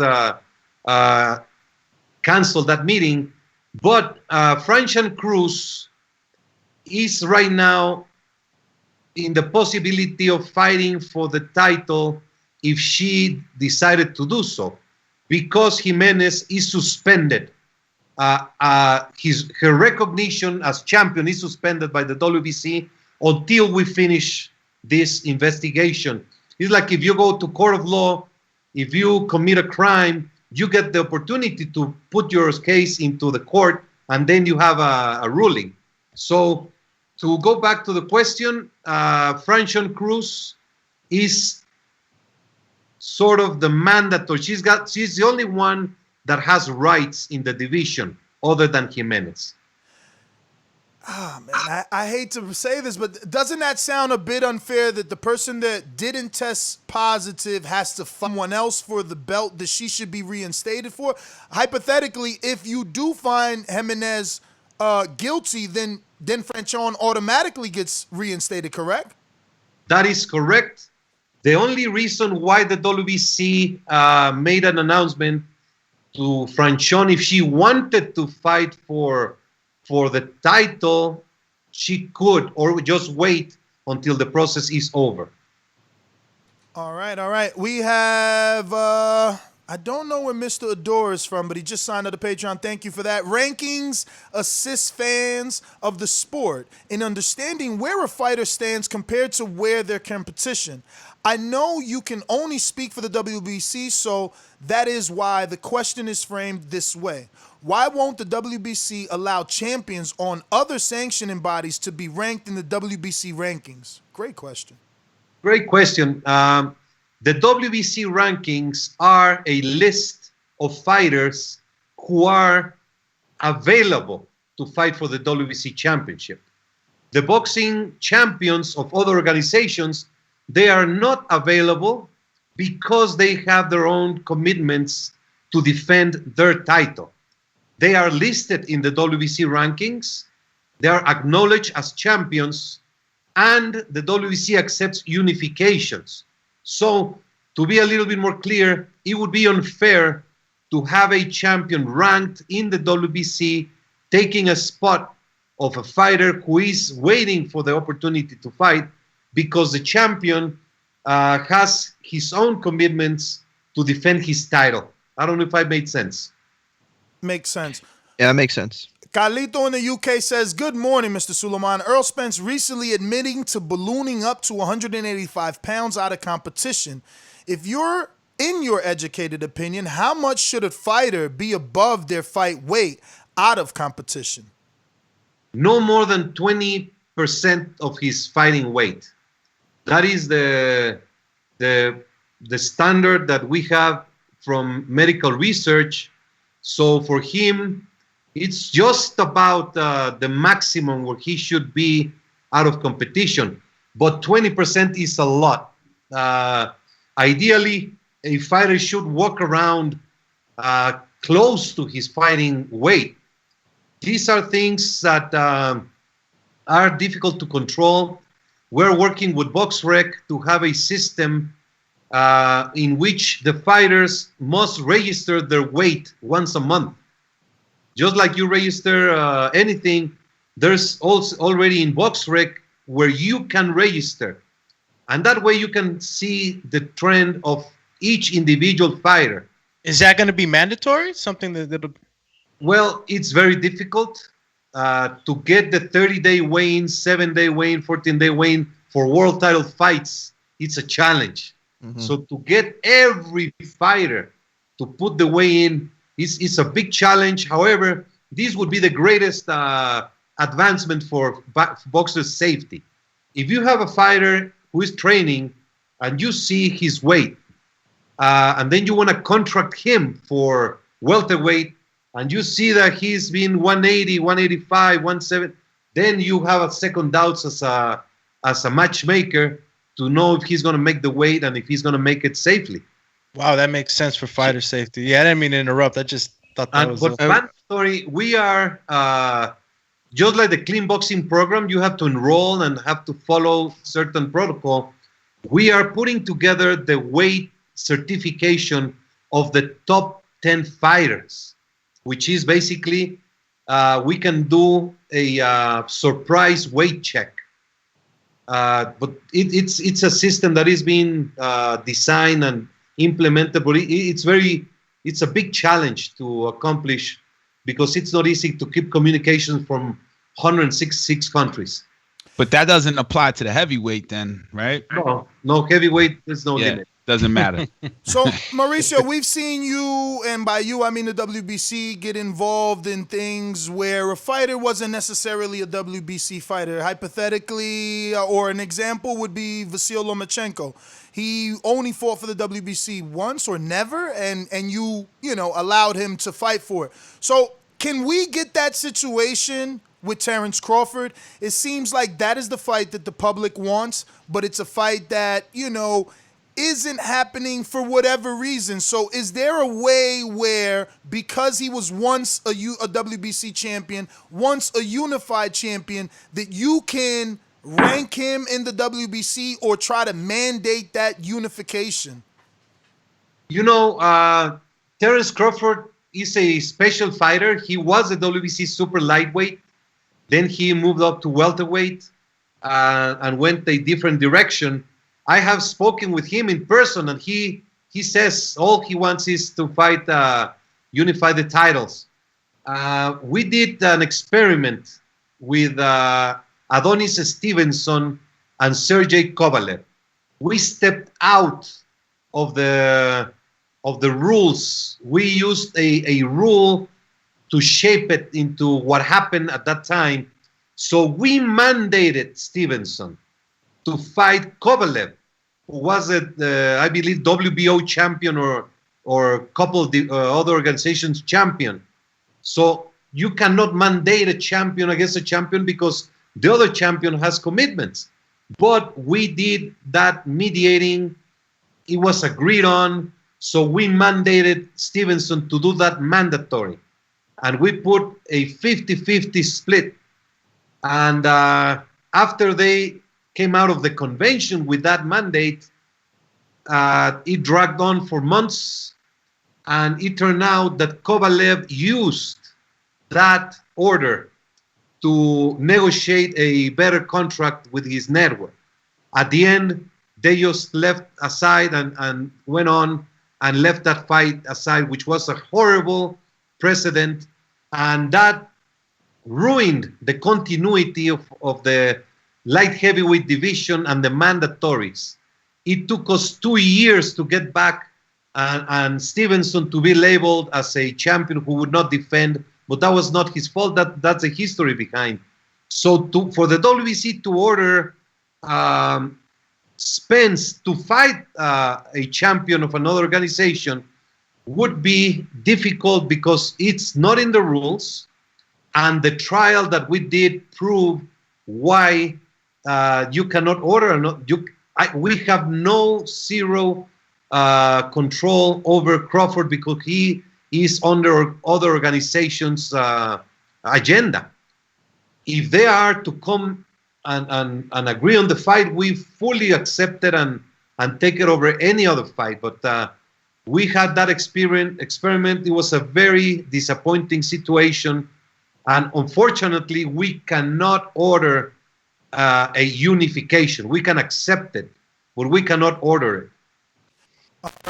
All right, we have another one from Decatur, Georgia. Liz Lowe says, would you yourself mandate Canelo versus Charlo or Canelo versus Andre?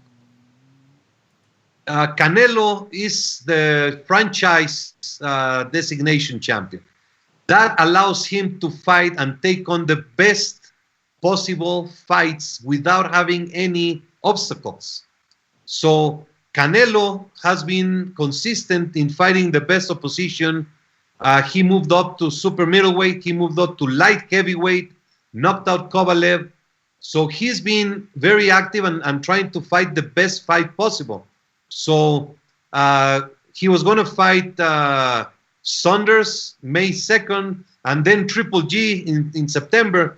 But we will not know until the live resumes. So Canelo is an example of why the franchise designation was invented, to allow the fights that the fans want to see happen. Coyote in the UK says, good morning, Mr. Suleiman. Do you think it is acceptable for a contender to be number one in the number one position, in the number one spot on the rankings for over 2 years and not be made mandatory in that period or challenge the champion? So the Dillian White question undercover. Yeah. Yes, the WBC rules are clear that if you are number one contender, you are not necessarily the mandatory contender. You have to either fight a final elimination bout or be voted by the Board of Governors as mandatory of the division. Dillian White is a sensational fighter, and he was ranked at number one on X date because of his value and his position. But Brazil was the mandatory contender. So that is why White was for a long time as number one, but not the mandatory. He became mandatory when he won against Rivas. He won the interim title and the mandatory position. So it is only then, on May of last year, when that position was confirmed and ratified. Unfortunately, he had an issue with UCAD, completely outside of the jurisdiction of anyone. That has been cleared, and White is a mandatory for 2021. All right, we have Intrigue in Atlanta says, good morning, Mr. Suleiman. When Keith Thurman relinquished his title due to injury, you made the following statement, and I quote, Keith will have a direct path to fight for the title once he has healed, just as Vitaly Klitschko and other WBC champions have done in the past. His question is, can Keith still exercise that to force Errol Spence to fight him whenever he feels ready to face him? I would have to look into it. I know Thurman was out due to injury, but then he returned and fought for another organization. I believe that is what that order breaks. Had he come back directly to challenge the WBC, it would have been enforced. but I do not think he has that direct right now because he came back and fought for another organization. I believe Manny Pacquiao he fought. Correct, for the WBA. Dennis in Tampa says, "Sir, thank you for being available to us, the boxing fans. Gracias. Pero, do you think the franchise champion idea wasn't a good one? What purpose does it serve? Normally, WBC ensures, normally WBC ensures mandatories are competed, but now boxers choose. Floyd chose and didn't need to be franchise champion. How is franchise champion beneficial to us, the fans? Pero, mucho respeto, Don Suleiman." Thank you. Well, you made a great point. Floyd is an example. He always fought the mandatory contender. Always. He was a WBC champion in 5 divisions, never ducked anyone. Just to be a little more precise, what do you prefer as a fan? To see Lomachenko against Teofimo Lopez in a dream fight, or challenge to see why this franchise exists? I choose the high road of having the fans being able to watch great fights. The Lomachenko Teofimo is a reality because Lomachenko is franchise champion and he can go on and fight any other champion of any other organization on any other weight, on any weight class. So I just ask the fans, give it a try, give it a chance to develop, give it a couple of years to see. Maybe I was wrong and I'll eat it up. I feel very good about the franchise. It is limited to very few fighters with a specific accolades and specific, how do you say, dynamics? Characteristics, dynamics, yes. But don't you think it causes an unnecessary, I guess, negative attention for the contender, the challenger that was supposed to get the opportunity, like a Jamal or a Devin Haney? Now they have this backlash from the media and from the fans that they're considered a paper champion because they got the belt mailed to them. They didn't fight for the belt. That's absolutely incorrect. Haney defeated Abdullayev, and Charlo defeated, I don't recall who he defeated to become the champion, but I mean, every single thing you're going to be questioned. Unfortunately, there's always going to be unhappy members of the fans and the media for X, Y, or Z. This is not a popularity contest. We are trying to give the best, and I choose the solutions that make more people happy than the solutions that make less people happy. I don't know if I make sense. I just basically ask the fans and the media to give the franchise designation the opportunity, and we will see. Now, I'm happy Canelo fought in light heavyweight, made history. Lomachenko was signed to fight Teofimo in a dream match, and Haney and Fortune and Campbell, they're young, they're coming strong. Campbell already fought Lomachenko. Haney is a world champion, made over $1 million in his last fight. So nothing is being taken away from him. He's got the great fights had to be built up. And that's one example where Haney, he's going to build so much excitement. He's, without a doubt, one of the greatest stars in the sport. And he's going to be proving it. He's got issues with weight also. So we're going to see if he's going to stay in lightweight or move to super lightweight. So there's different variables to the equation. So the next question is from Sony Woods, and he says, although Andy Ruiz was not a WBC champ, he was a champ. And Luis Ortiz was never a champ, but gave Wilder one of his stiffest competitions. Nestor Gibbs believes that Dillian White versus Andy Ruiz would be a great fight. I defer. And if you look at the path to the WBC championship, I believe it only makes sense for Ruiz versus Ortiz. Can you comment on that, or must you stay neutral? Hashtag there's only one WBC. Thank you. This is a great analogy. Andy Ruiz was the NABF champion. He went on to New Zealand and lost the opportunity for the WBO, came back and was very low key. He was always a very dangerous, hard-punching fighter. He got the opportunity to fight Joshua and made history. But then he was not able to continue on that path and lost his title. I think Andy Ruiz is a tremendous potential champion. If he goes back to the gym, if he trains and understands the responsibility that it takes to be a champion, he will be back. Ortiz, tremendous fighter. He gave Wilder the toughest one before losing to Fury. And then in the rematch, he was beating Wilder 7 rounds, 1 punch knockout.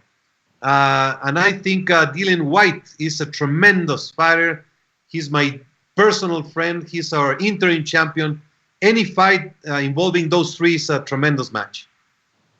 But you don't have a favorite over one. Like, you don't prefer Ruiz Ortiz over White Ortiz, Ruiz, or would you prefer, Ruiz Ortiz? Which one?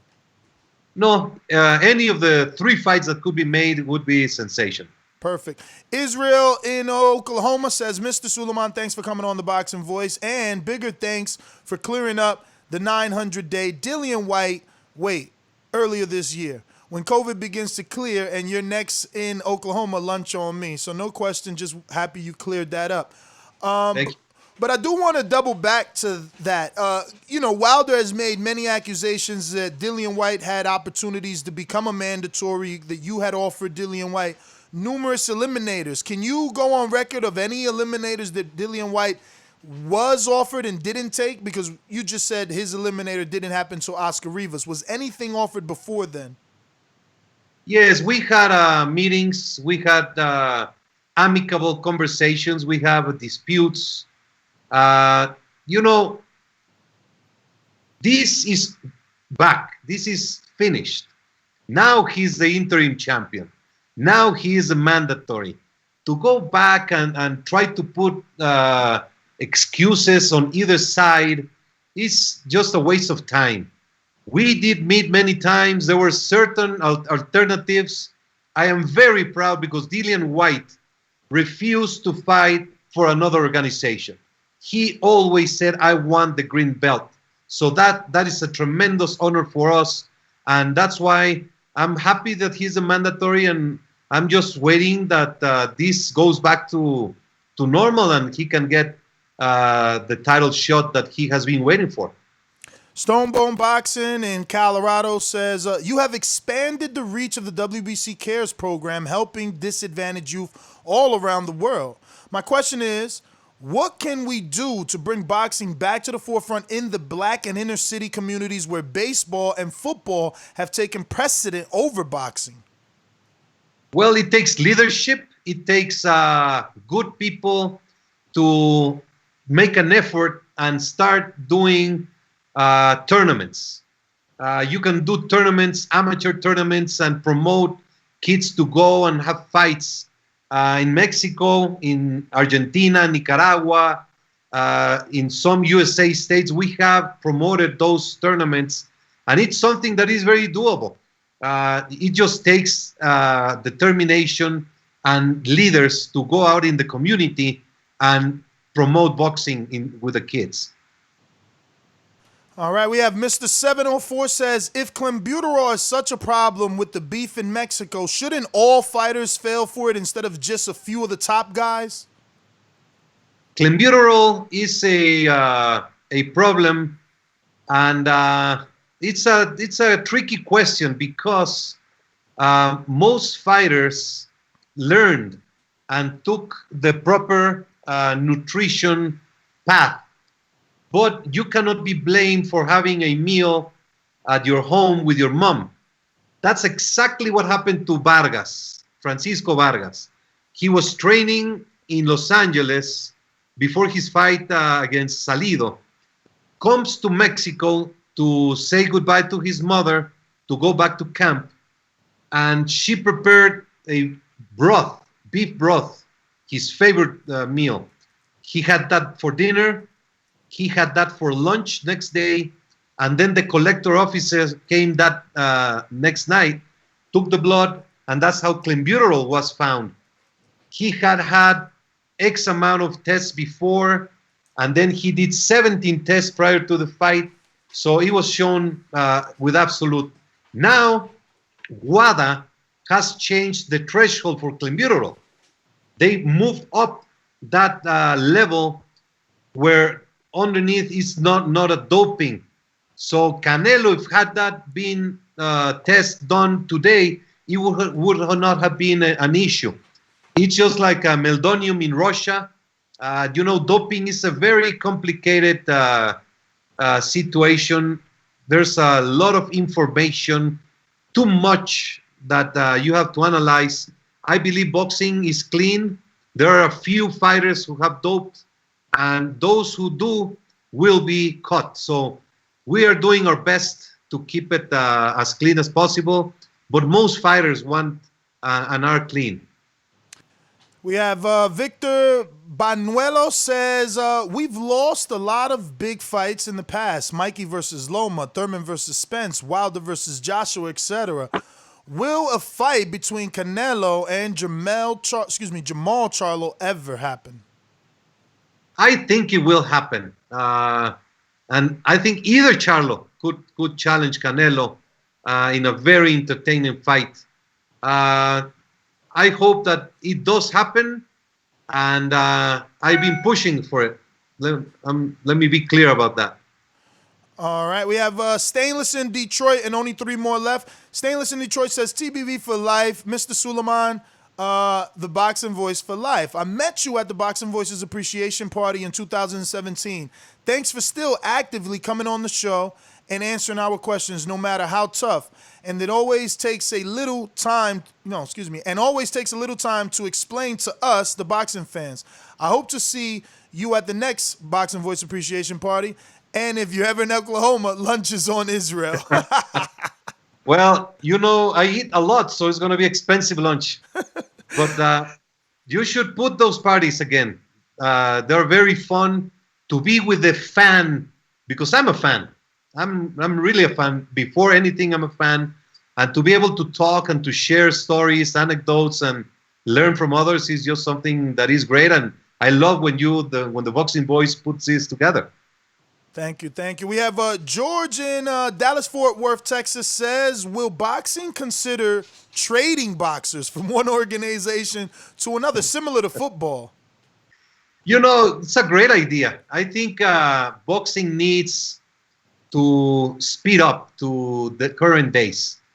Boxing is the only sport in which the organization, like the WBC, has zero control of the economics or the business side of the sport.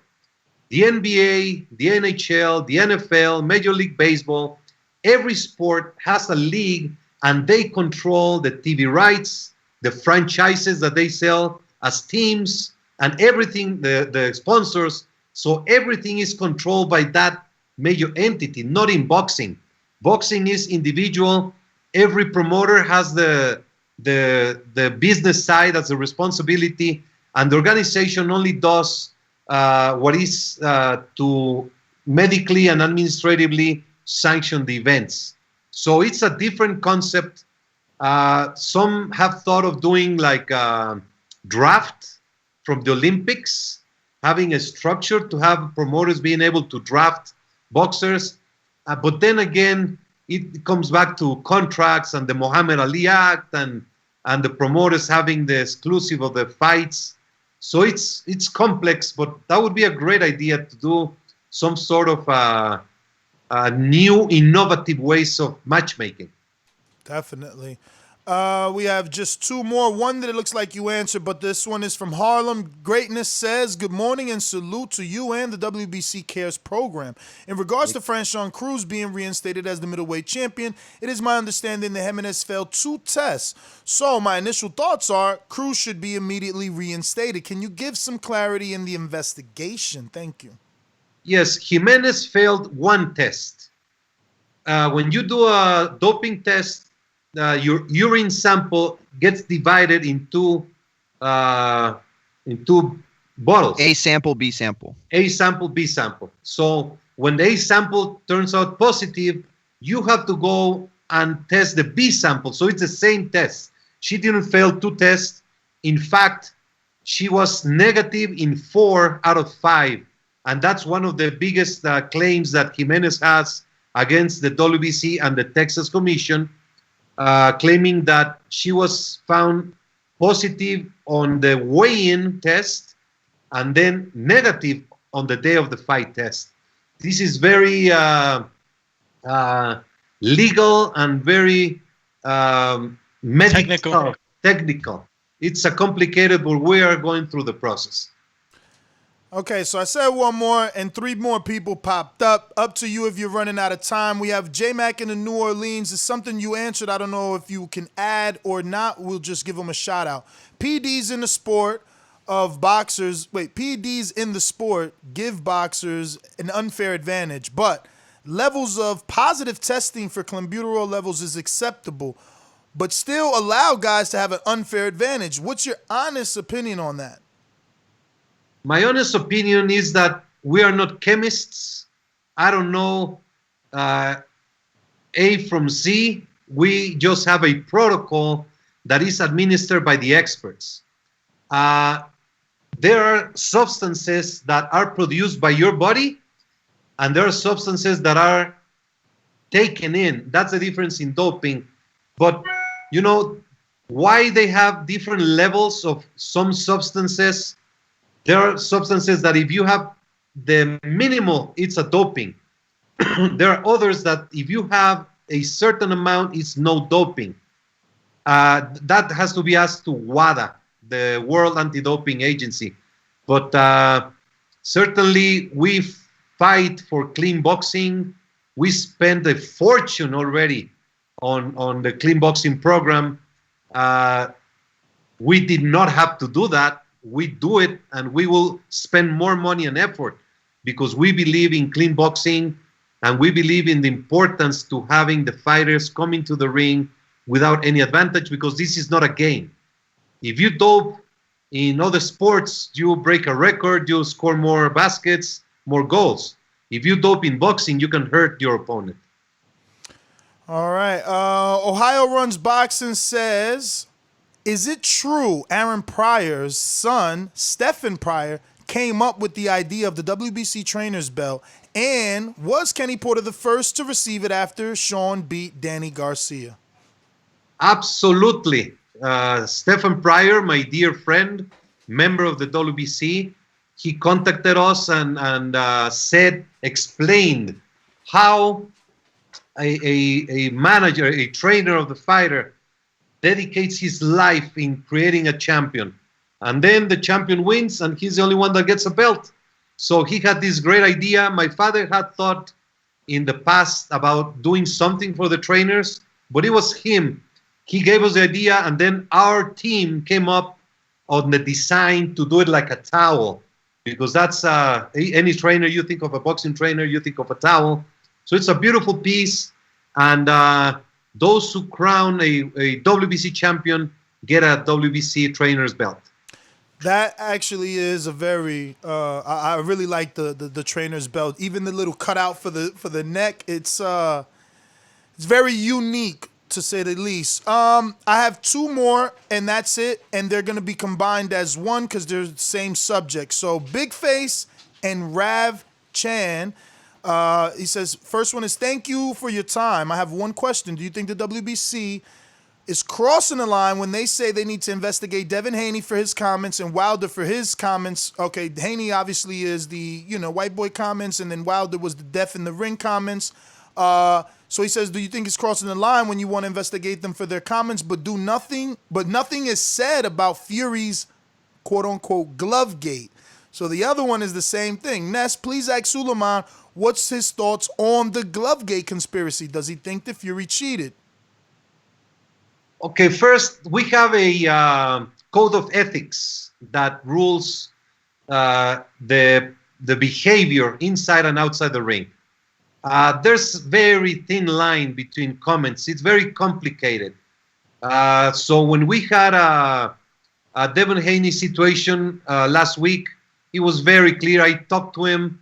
It was very clear. It was not any intention of racism. So when there's something out there, we reach out, we talk, we investigate, we discuss, and then we either take action or it's just a prevention. Regarding Fury, I was in both fights, in Los Angeles and in Las Vegas. I visited Fury several times during both fights in the dressing room. I saw the hand wrap, I saw the gloves, but most importantly, I saw 2-3 inspectors with Fury and with Wilder at all times. When they do the gloving, when they come into the ring, the referee inspects the gloves, and I was there in both fights. I never saw anything that looked mysterious or that could be interpreted as any situation. After the fight, they take the gloves out. They inspect the gloves.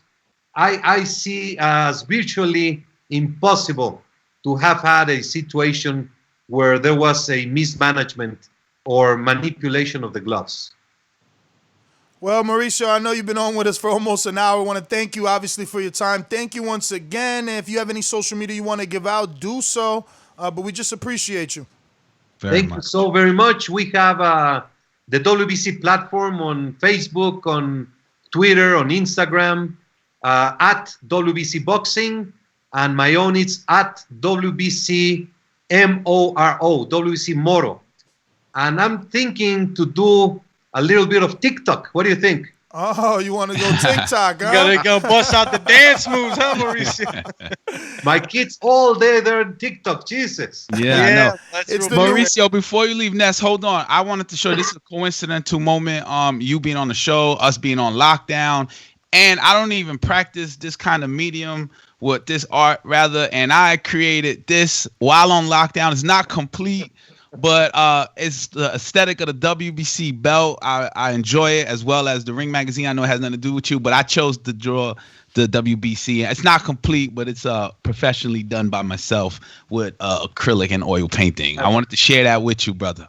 Thank you so much. That makes my day and my week. Thank you so very much. A pleasure, man. Thank you. We definitely love the WBC, man. It's one of the most iconic, if not the most iconic, right? Every fighter really wants that green belt. Like that, one time or another in their career, those words eventually come out their mouth. I want that green belt. I need that green belt. Muhammad Ali had that belt. Mike Tyson had that belt. Yeah. Julio Cesar Chavez had that belt. So it's a very historical belt. So again, man, in closing, thank you for doing everything that you do and continuing to, carry the dream and belief of your father in the WBC. And we appreciate your time once again. Thank you so very much. It's been very much fun, and I'm here for you all the time. Thank you for the opportunity. Never duck a question. Whatever is out there, we will answer it. All right. Thank you. There you have it, ladies and gentlemen. Mauricio Sulaiman, WBC president. Goodbye. Round of applause. Round of applause. Bye-bye. All right. There you go. WBC President Mauricio Sulaiman on the line with us. And, that was a great interview, man. I enjoyed that one very much. Me too. Listen, we got a ton of callers, but any final thoughts? Anything you guys want to add to either from that 1 hour interview or, back to the Errol Spence comment? Well, yeah, man. I would say, man, I have much respect for Mauricio because he came to the appreciation show in New York for Thurman versus Garcia. And now on the show, very diplomatic but professional. And Errol Spence Jr. is still question mark over him. Has God taken it away, or has God just put him in the line of sight of what greatness should be like, I really I enjoyed the WBC president Mauricio Sulaiman coming on. I think this is my first time actually even asking any questions or whatnot. We do so many interviews that I forget, but just he gave us a little insight on his connection as a fan and as somebody that really understands the sacrifice that these boxers make when they step in the ring. So from the WBC, clean boxing program to all these other things that they're working on to make sure that this sport is as safe as possible. It gives you that insight on why these fighters want that WBC, strap, man. It's a special strap from a special guy that really, looks into the fighter's life. And I know R.I.P. his pops was the same way. So it's great to see that passion show. And as far as Earl and his smoke, shit, man, I'm thinking Earl is okay. Earl just needs to get in there and start taking some shots. You know what I'm saying? I mean, he's not really a guy that gets punched too often, but for the type of fighter he is. But yeah, we just want to see him see how he looks when he's under some real pressure, man. I feel like he gave me the feeling that he's gonna appreciate everything he got from now forward. So I see a very focused Earl. And I'm looking forward to him stepping in the ring. Yo, did you like my belt though, Doomy? Champ, I mean, it's a little preschooly, but maybe because it ain't done. Why one side was fatter than the other? I'm like, all right, it ain't done yet. It ain't done. It's not complete yet though, and it is one side fatter than the other. I told Cass, just call it Picasso, champ. Yo, look, come on, man. I got the little dog with the glove on. What's up with the dog? What's up with that bull terrier and shit? He got a glove. That's the dog from Friday. From Target. Shit. That's the dog from the Budweiser commercial, man. Come on, man. No, but this supposed to be Mauricio Pops, though, right there. And that's David. Well, we can't see it from here. Yeah. Nah, you probably can't. And then that's David Hayes right there. You can't see it. Why Mauricio had me not wanting to smoke? I had to close my camera. I saw that. I was like, yo, my man just pulled out the spliff. Nah, but I closed my camera because after a while, like I took that first L and I'm like, damn, Mauricio in my face. I was wondering where he was at. And I'm like, yo, let me go incognito on Mauricio real quick, man. I need the light one, bruh. Funny. Yeah, nah, that was. Oh, is that why? That's why you went black. That's why I went black. He blacked out.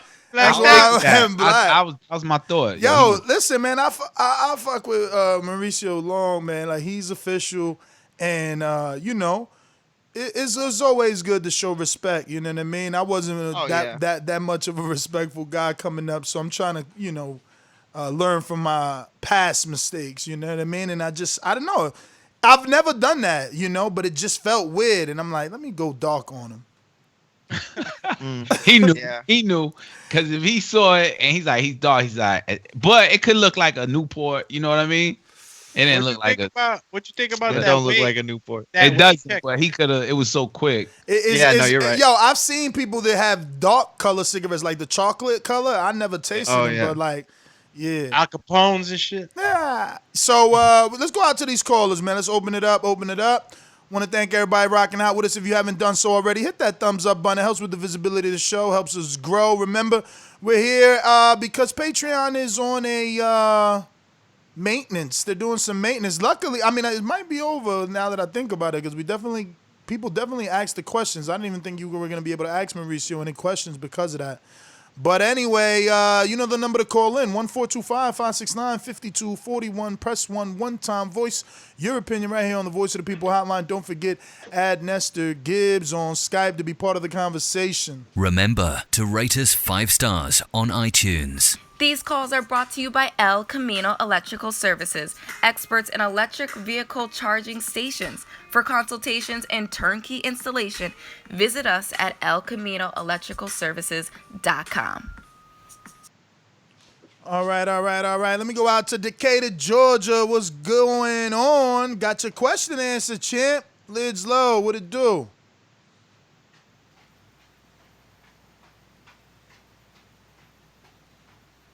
I don't know. All right, I'll be back to you, Lids low. Let me go out to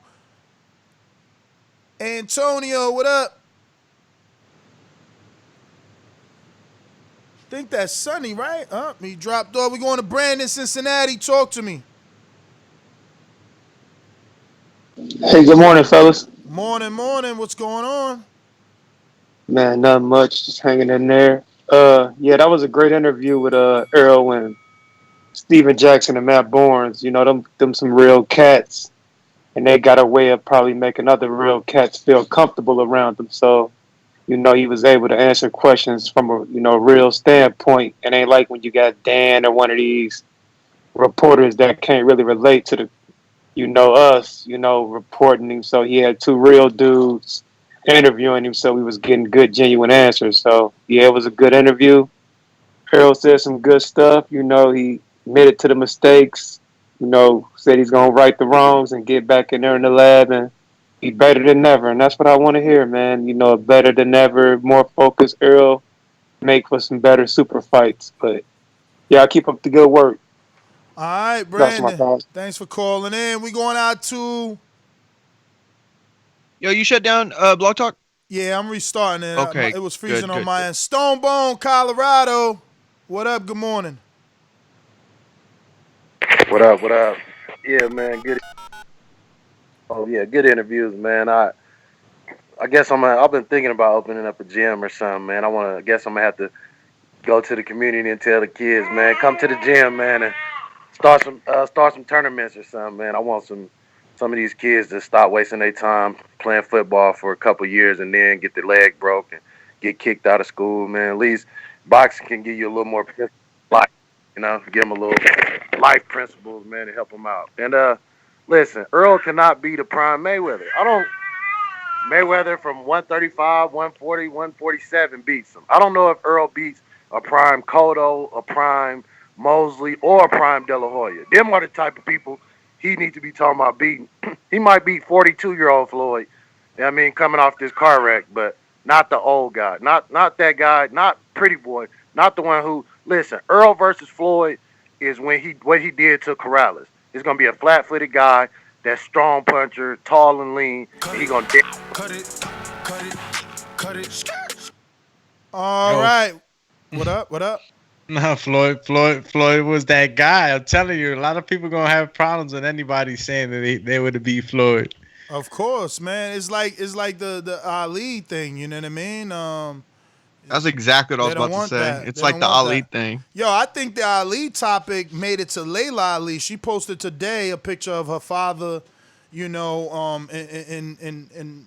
with the caption exactly what we was talking about with the movement and and she's like, this is why my father will forever be, the greatest of all time. And yeah, man, people don't like you comparing their greats to anybody up from this era, that's for sure. Let's see who we got. Stonebone in Detroit. What it do, champ? Good morning. Red belt, black belt, WO and green. I'm king. Undisputed GOAT, TBE. And you can catch the news first on TBV. Voice of the people now let me speak. Scientists of the sweet, BOXING. He says Stonebone, stainless in Detroit. I said Stonebone? Yeah, he said Stonebone. Yo, that's because Mauricio made me wait all that time to smoke, Yo, bruh. I went got dark. I got that first hit. It took me to a whole nother state. I was gonna say between that interview, you just not smoking, and then coming on between me and Stonebone, you gotta be high as a motherfucker right now. So what's good, TBV? Good morning. Cheers. Yo, happy Wednesday to you. Great interview, man. Shit, nigga woke up and got to get his question in like that. So, and we've been since we on the big channel again, we been trying to do that job over there in that chat. So, all y'all cats posting y'all super chat questions, y'all could have spent $10 more and be on Patreon right now. I told you, Ness, man, I was good to hear from him. I didn't really ask a question, but his comments behind my statement was good. So when this COVID shit over with, man, we really got to get on planning that appreciation party. I ain't got no real questions or comments, man. I get back in. Peace. All right, champ. Nah, I'm with it, man. We need an appreciation night for sure. Let's see. They say Stainless is gonna perform.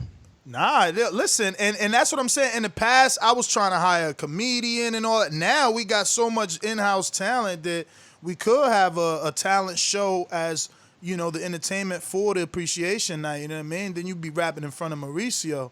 So if you talented like Mario, you add Mauricio in your rap, you know what I'm saying? Really get mentioned and noticed. We going out to Sid in Orlando. What up?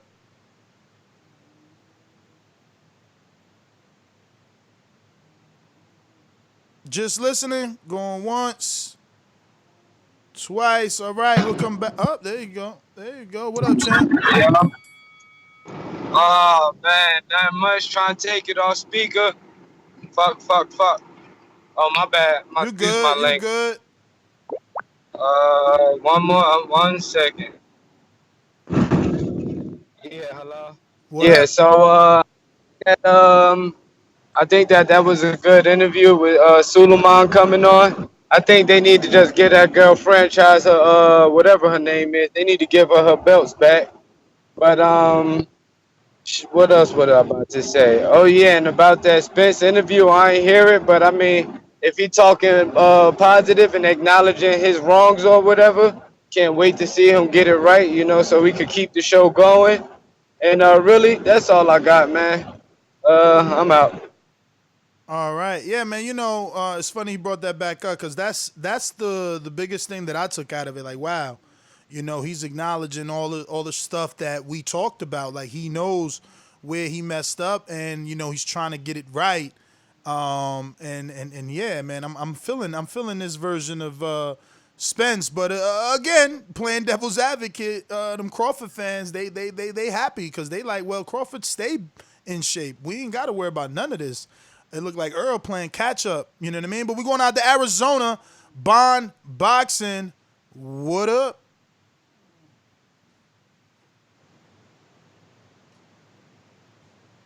Bond Boxing. Just listening in Arizona going, there you go. I'm here. What's up, fellas? How y'all doing today? All good, all good. What's up with you? Nothing, man. I'm just getting ready for this 105-degree day. I'm not ready for this. Yo, it's But really 105 out there? it's supposed to be between 103 and 105 today. Bro, that always boggles my mind that over here it's like fucking 48 degrees and, you guys are like double my weather all the way over there. That's crazy. Yeah, it's ridiculous. But that's why we stay paying $400 a month light bills because you got to run that AC constantly. But it's always a pleasure to hear Mauricio Suleiman on the show. He's always been a class act. You guys do a great job with the interviews, like always. But much love and respect to Mauricio, the WBC, and man, just keep doing what y'all doing, man. I appreciate you all for all you doing all the hard work over there in the chat room because we back on the big show.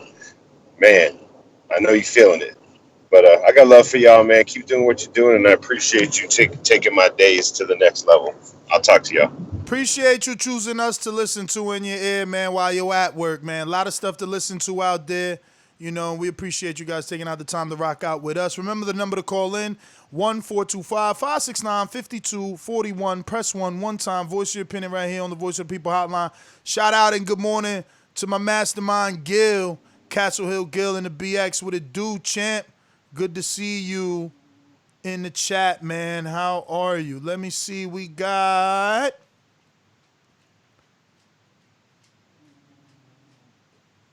Atlanta's own Intrigue. What it do? Hell no. He mad because I get the better fights. He mad because they still like me more. He mad because I got better numbers. He mad because he can't beat Keith Thurman. That's why he mad. Hell no. So once when I get on that stage and I come at you, better not duck me, son. You better not duck me, son. I'm telling you. What up? What up? Champ. Intrigue. What up? Shout out to your question. You got it answered, Champy. And he ain't getting no shot. Now we know why though. Right, but then he say he had a check just to make sure. Yeah. Yeah. Okay, that's what's up, man. Yeah, good interview though. Good interview. He, Silliman like a politician. He know how to duck and dodge some of them questions, but man, it was still good, man. Good listening. On Earl beating a prime Mayweather, never in a chance, man. Pretty boy Floyd. He knocks Errol Spence out, man. He knocks him out. Before the hand injury, he knocks him out, man. But yeah, Good that's boy. all I got to Yo, say, man. pretty boy, Yeah, pretty boy. Actually, pretty boy Floyd was pretty boy like at 135, right? He wasn't hey pretty man. boy at 147. But we saying prime. If he was that same dude at 147 fighting Spence, he would knock his ass out. He'd knock Damn. him out. Even though he wasn't getting knockouts at that weight. Man, he'll knock Spence out, man. That Hmm. that's how I see it. He'll knock Spence out. You don't think you got the legendary bug? It's like, yo, he's the legend. You don't think? Yo, intrigue crazy. But I hear you, man. You entitled to your opinion, man. We going out to CYP, California. Good morning. Y'all hear me? Yes, sir. Now, Ness, you know damn well why I'm calling in. You know damn well. I don't know if you've been pushing this caller of the year for Stone Bone to piss me off, to get me back on here, yelling and screaming and entertaining, but I'm going to give you one main reason. And this is this is the best reason why Stone Bone can't be caller of the year, even though I love him. Stone Bone was the first member of the CYP Army. Get out of here, my man. It's impossible. The heat that I brought to this show in 2019 is impeccable. It's impenetrable. It's ridiculous. You talking about a dude who can walk outside and people will recognize me from a show when they ain't even seen my face. Think about that. I don't even want to tell you all the things I did for the show because it goes deeper than the show because I want to see y'all succeed. But stop it. I am the unanimous caller of the year. I am the unanimous rookie of the year. CYP is king, and everybody knows that, whether they hate me or love me. Stop it. Y'all have a good day. CYP out. Does this mean CYP is on the campaign trail? But this is the thing. Just know I didn't recommend anybody until they did that. But that being said, yeah, man, I'm still riding with Stone Bone. Look, just because I don't know, your analogy was more like, because he was in your CYP, gang or whatever. But like members get elevated, you know what I'm saying, and surpass, Yeah. Um, Just because Ryan Garcia came to Canelo's side doesn't mean that Ryan Garcia can't eventually win Fighter of the Year one day. You know what I'm saying? or can eventually be bigger than Canelo. You know what I mean? Like that, Yeah. like that hasn't been written yet. Now that being said, my criteria.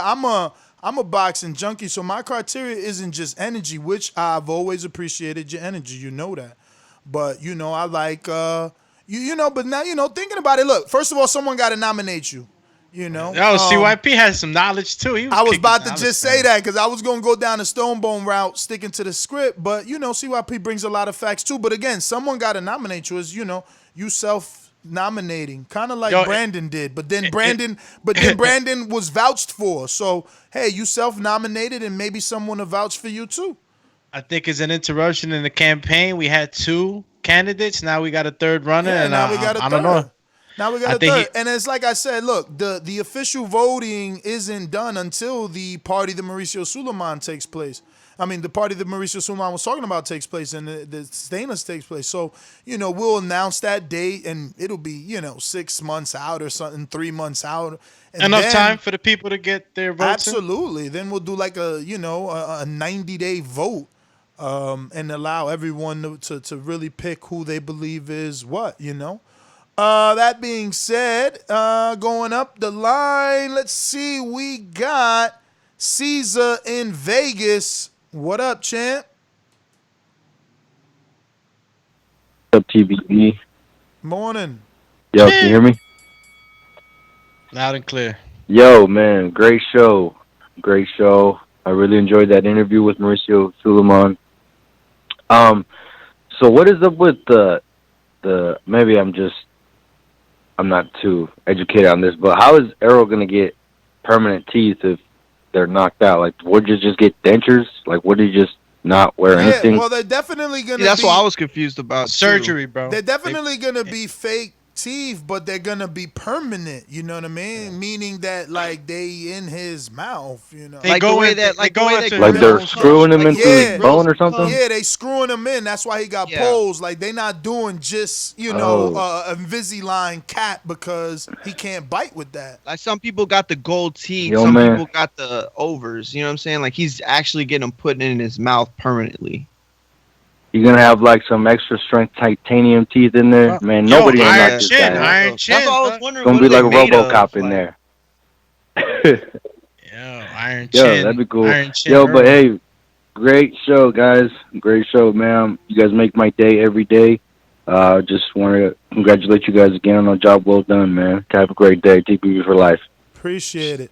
See, because here's the thing. Like I don't want to turn this into like an untitled thing, but like if that's me.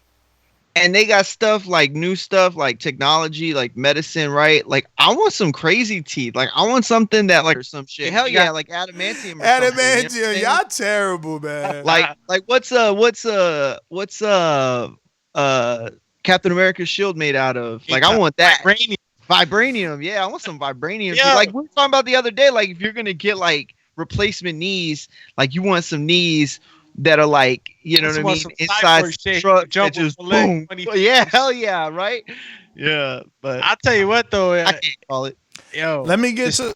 I'm sorry, go ahead. It's a quick funny joke. Nah, I think this is like Cyborg Earl. Like he gonna have like a chin like no other now. And shit. Cyborg biting through metal and shit. Yo, I don't know if he biting through anything the way he talking. He just got water in the fridge, man. Just like the king is what I mean. The king is what I mean. Yo, TBV as always. Great interview. Oh, so dig this, y'all. I happen to have met, some of us happen to have met Mauricio Sulaiman. Where? TBV Appreciation Night. That was the night yourself, yours truly, King Amin of Essex, the first of his kind, 2017 Caller of the Year. It goes a couple ways. I don't know the full criteria. I can tell you it's an honor. It's an honor to be TBV Caller of the Year. And what I can tell you is I think I jumped out the window and self-nominated, but if you're vouched for so Info Joe was vouching. If you got Joe vouching for you, that's a big sign right there. So, listen, CYP made a good case. Brandon, Stonebone. It's all in love, fellas, and it's all in honor, and it's a lot of different awards. So, listen, hey, like, let your nuts hang out there. You know what I'm saying? Let your nuts hang. But back to Mauricio Sulaiman, I think it was a great interview. I'm doing a bunch of things over here. I just jumped off into some platinum Girl Scout cookies, so I got a lot going on. I love the show. I love TBV. I'm out. I mean, thanks for calling in. Good background there too, man, because he is a winner, not just a nominee. He accepted that award on stage. Shout out to Sulaiman, yo. I forgot that he was there. He was there, I would have bro. not Cooling. I would have not even brought that up. Stainless, man. Stainless, I'm telling you, man, God, one day when you get us there, he got to come with us, man. My man stayed. He's like perfect in it for like the marketing campaign, social media manager, all that shit, bro. He stayed remembering the right things. And, yeah, man, Sulaiman was there, man. He was there. And it was good. He got an award, I think. I think we gave him an award. But, yeah. Andre, we gave Andre Diakonu his pound for pound award that year, man. It was good. We haven't done it in a while, man. We need freaking we need COVID to give us a break, bro. Give us a break so we could be able to actually be together in the same room and not be scared. I remember that topic on Untitled was like, yo, when do you feel safe actually shaking someone's hand hello or dapping them up? And it's like, yo, give me 6 feet. Lil Feezy, what it do? What it do, y'all? What it do, y'all? What's up? I got some news. Spence said he's in the 160s right now. That's low. That 15 pounds, you know what I'm saying, that he lost, you know what I'm saying, he was probably like 170, something like that, whatever. But on the subject though of him and Floyd, man, if Floyd was in his prime and then Spence in his prime, that's a 50-50 fight to me, man. I'm sorry. Like, I don't see neither one of them knocking each other out. You know what I'm saying? I think they both got solid chins, great skills. You know what I'm saying? But if that fight was to happen now, Spence wins, man. And he might win by stoppage. You know what I'm saying? But that's my call, y'all. All right. Lil Fizzy, thanks for calling in. We going out too. I bet it's sunny over there, man. El gran campeón puertorriqueño, Mrs. Davis, Víctor Trinidad. You got any excuses tonight, Roy? Let's not ask questions like that. Let's touch the gloves and go to work. Tonight, Roy. Let's go to work.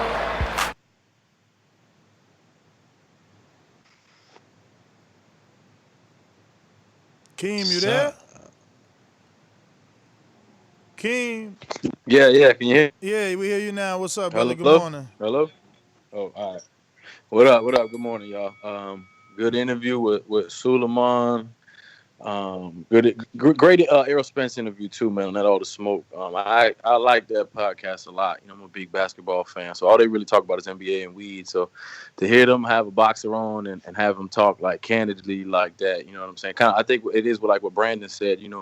Errol Spence is sitting there with two real individuals. If you know anything about the NBA, you know who those guys are and the persona that they carry. And so he just kind of seemed to open up with them more than you would like a Brian Kenny or a, Dan Rayfield or somebody. And he said a lot of real stuff. On the back call when we talk about Spence and Crawford, mostly we talk about Spence, drinking too much, gaining too much weight. And to hear him say that, all that was true and he had to look himself in the mirror and change that. And he's not doing that anymore. He's, getting back to getting hungry and getting dedicated and just kind of changing his life, man. That's what I wanted to hear. That's what I like to hear. And I'm excited to see, what he's going to do when he gets back in the ring. So yeah, man, good show. Good interview. Appreciate the content as always, man. Keem, man, thanks for calling in. We going out to Jonathan Sims. What up? What's going on, TBV? How are you, brother? Good morning. First, I'm gonna say I'm good, man. It's happy to be on, man. I've been listening for a while, but I can't join Patreon, so it just kind of sucked. But nevertheless, I'm gonna come out the gate saying I nominate CYP. One thing I like about that Suleiman interview, man, is he said we duck no questions. I think that was pretty dope. Fair or unfair, he comes to the fire. He doesn't run from it. The vibe I got from him when he talked about that franchise thing, when he said, we go through stuff and then we look back and see if we made a mistake. I think he's going to realize that franchise belt was kind of a mistake, more of a favor for some fighters than anything. In regards to the topic, EJ versus Floyd, I thought his breakdown of how he would beat Floyd was pretty cool. I questioned the adjustment aspect, but overall I thought that was pretty slick. The only thing that I worry about is that 100% focus statement is just like, to me, a true champion, somebody who truly values the game, doesn't have to get ready because they stay ready. And one thing I want to kind of spin this to, Ness, you talked about growing and being better, learning from the past, man. I found TBV back in 2012, and I found Errol Spence at the same time. And it was through you, from the phone call when him and Derek called in and you didn't even realize he called, to you being at Gleason's gym interviewing him. And I just ask, man, that you take that step forward and try to mend that relationship, because y'all two was a mean punch. I remember you sitting in this gym recording, sometimes even sitting by the mirror so we can get a glimpse of him sparring. And y'all just had a really dynamic relationship. And I just hope that you find it within yourself to do whatever it takes to kind of mend that relationship, because I know he's mad at you and he probably got some shit to say. But, man, for the TBV family, if you could, please just try to fix that relationship. And if Earl's people is out there listening, people make mistakes, man. I know I perceived it wrong about the Mikey statement, and I wish one of my calls I didn't say what I said, because when I realized what you were trying to say, I don't fully agree with it, but I think I understood what you were saying at this point now that I'm more mature. And to me, it's about not what you say, but how you say it. So, I don't know. Men have egos, they have pride, but if you could put that to the side and just say something to him to at least try, and if he ain't with that, cool, but y'all had a really good relationship, and I hope that can be fixed. That's my call. No doubt, Jonathan, man. I wish, man. Listen, I reach out to Derek every day. If I showed you,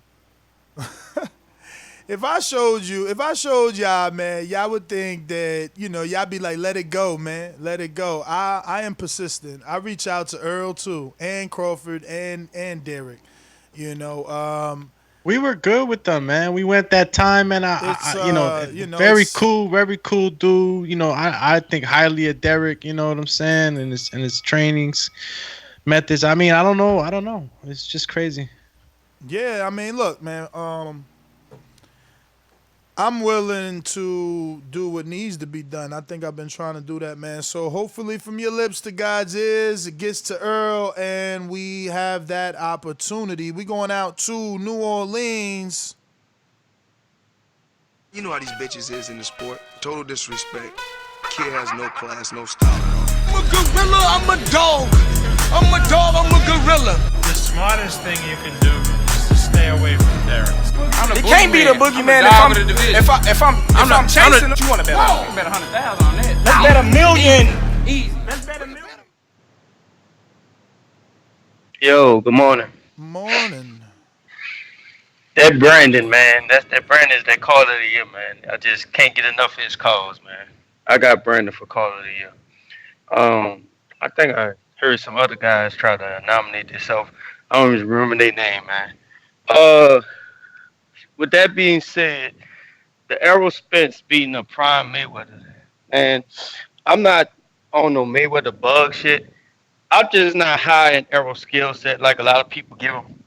Stonebone was breaking down his flat-footedness, his high guard, and what have you. I don't see Errol making or evolving like everybody give him credit to be smart enough to beat a Floyd Mayweather. He never showed me them type of attributes in the ring. It's one thing to beat and maul the guy down and walk him down against a lower level tier fighter, but a boxer and a small guy like Floyd, you think Errol has the skill set to beat or stop a Floyd Mayweather? I think that's a lot of hyping going there. I mean, shit, we gotta see what he do with a Terrence Crawford in his day and time before we start talking about what he could do with a Floyd Mayweather. Cut it. I hear you, man. You absolutely right about seeing what he could do with Crawford because Crawford's active. The problem is, when you on the level of Earl, they're gonna put you in a conversation with Floyd. You know what I mean? And they did that with Terrence did that with himself. When Floyd hinted at coming back. Cut it. Terrence posted right on his social media like, yo, me and Floyd, you know what I mean? What y'all think? So you got to put your name out there is all I'm saying. We going to James Benitez. What up?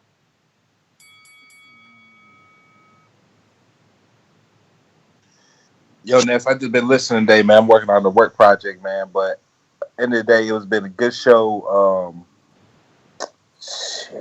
Man, what can I say? Yeah, it's just really been a good show, man. Just keep it up and everything, man. Everything's all good over here, man. Appreciate you, brother. Thank you for choosing us, to have in your ear during work times going to Oklahoma. Izzy, what up? What up? Good morning. Good interview as usual. If Floyd and Errol fought next week, I got money on Floyd, and I'm not kidding you.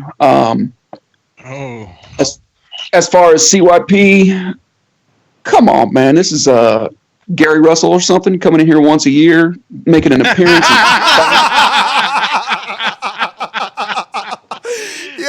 Fucking Izzy. Izzy, stay with a little punchline. Yo, the Gary Russell punchline. Yo, that was decent. That was good. decent. Bruh, and he walked off. He just dropped the play. He ain't even. I thought he had more to say. That was good. Get a response. Let me go to Info Joe, California. Mr. Info Joe. This portion of the show we call In the Know, presented by my brother. Good morning, TBV family. What up, champs? What up, OG? Hey, shout out to all the callers, all the listeners, everybody in the chat. This is where it's at. Pound for pound work still going on over here. Yo, those who ain't joined Patreon, man, TBV still got that pound for pound work. Join Patreon. You get all that good shit. Yo, as far as Floyd versus Spence in his prime, I see Floyd outboxing Spence, man. I had to agree with it. J Mac, or was it JT? Dude is too flat-footed, man. I can see Floyd dancing circles around him. I know some of y'all gonna say, well, he gave Floyd a black eye in the gym. Hey, man, that's the easiest thing to get done in the gym while you sparring. A busted nose and maybe a black eye. That don't mean that. Floyd said when the lights come on, that's when the real shit happens. And I believe him. Yo, shout out to Suleiman. Hey, man, the TB appreciation night, man, when he came, man. Me, Stainless, and I think it was King Amin. We was in the front. And a few others, man. We had a big cipher going with the blunts, man. And I think you ran outside, man. Suleiman pulling up, man. He jumped out the car, man. We had to dip off to the side. You was like, man, I don't want him to think it was, it's some old hood shit that we had going on. But that was some funny shit that night, though. But that's all I got, man. Everybody have a blessed, no stress day. And I still got Brandon, pound for pound, caller of the year. He got the most picks. That should be one of the criteria. How many picks did you get right on Thursdays when it's the call-in show? But that's all I got, champs. Peace. Info trying to tighten up the requirements right there. Yo, check out Giving Quality. He a fucking psychiatrist. He's like Ness burns bridges easily. He's a Gemini. It's really, that's it's really the other side's fault. Yo, I never took that typical Gemini route. Like, oh, I got two sides. But that's funny, yo. We going to Getty, Harlem. Yo, Nesmith, come back to me. All right. We went to Brandon, I believe. We got, is that Sony? Yeah. He wasn't on last time. Antonio is who? Sony? Sony. Yeah, Sony, what up? My bad, bruv. Nah, you good? Good morning, TBV. Good morning. Yo, so that's you with the dreads? Yeah. Bruh, tell me people have said you look like Hell Rel from Harlem. Tell me you get that. I have no idea who that is. What? Oh, man. Yo, check him out. Come on, man. He an old school rapper. Not old school, but like when Cam and them was popping, he was part of Dipset. What? Ain't you from New York? Nah, I ain't from New York, but why everybody be saying that? Come on, man. I just live on Shaolin in the mine.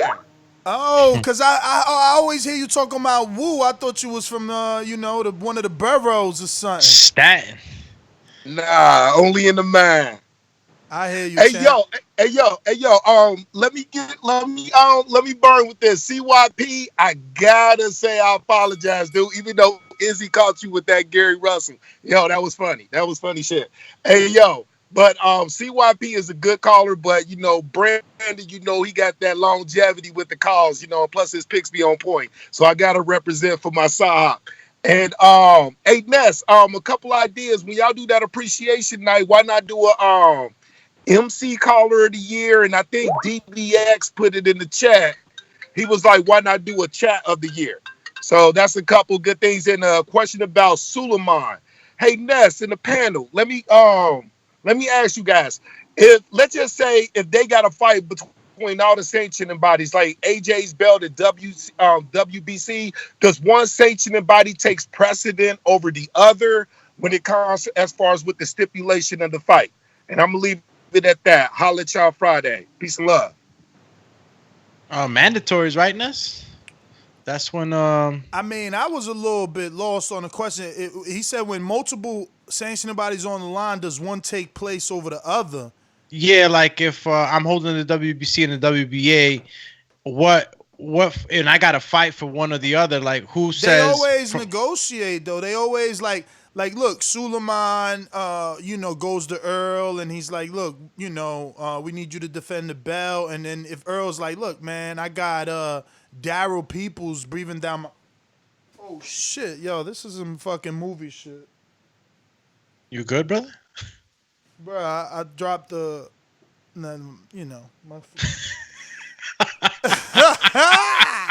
you had a blooper moment. Yo, champ. I finished the L and I dudded it out, so I threw the ashes and that shit caught on fire in the garbage can. But I have water here; it's done. Where was I, man? That smells smoke. Oh, let me turn this fan on now. Sorry about that. Who I gotta go to? We went to fire. Oh, we gotta go to Boomerangs. J Mac, what up, champ?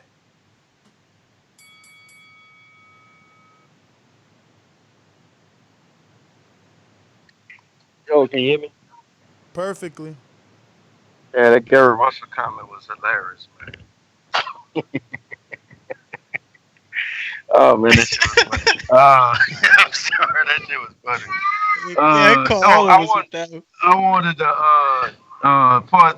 Errol Spence skill set, flat-footedness, his boxing IQ, his punch selection ain't enough to beat a fighter like Floyd. It's just crazy that he's getting that big upping, and he hasn't done anything to say he's the level of Floyd other than a fucking rumor in the gym.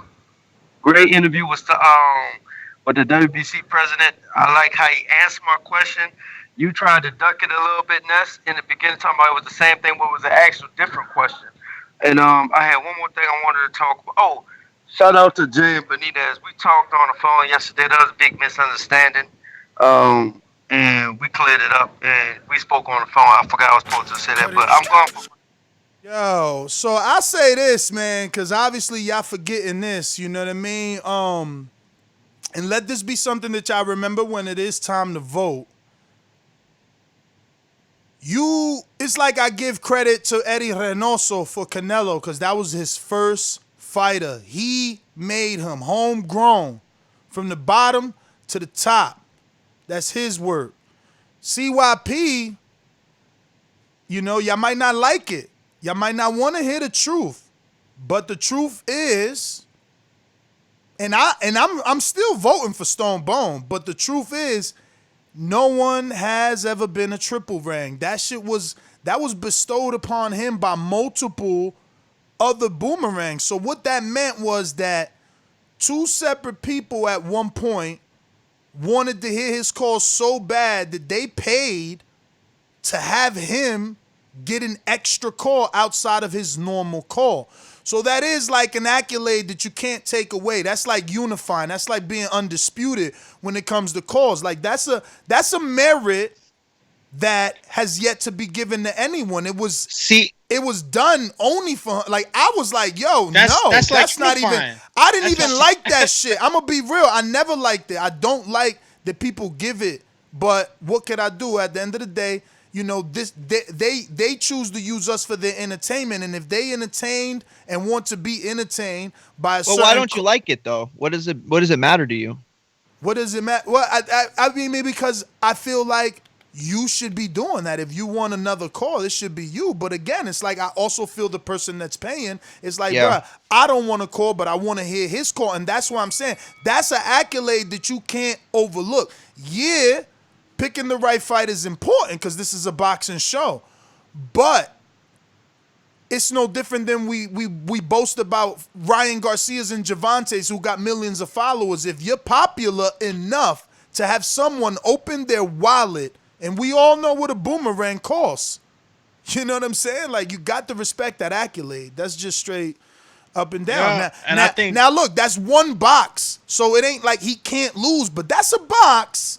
Yo, he was calling every show too, so it's like, you know what I'm saying. My vote going out for CYP. I always vote for third parties anyway in politics. Early vote already, my man. I'm saying I'm going with CYP because he called it every show. He always had the facts.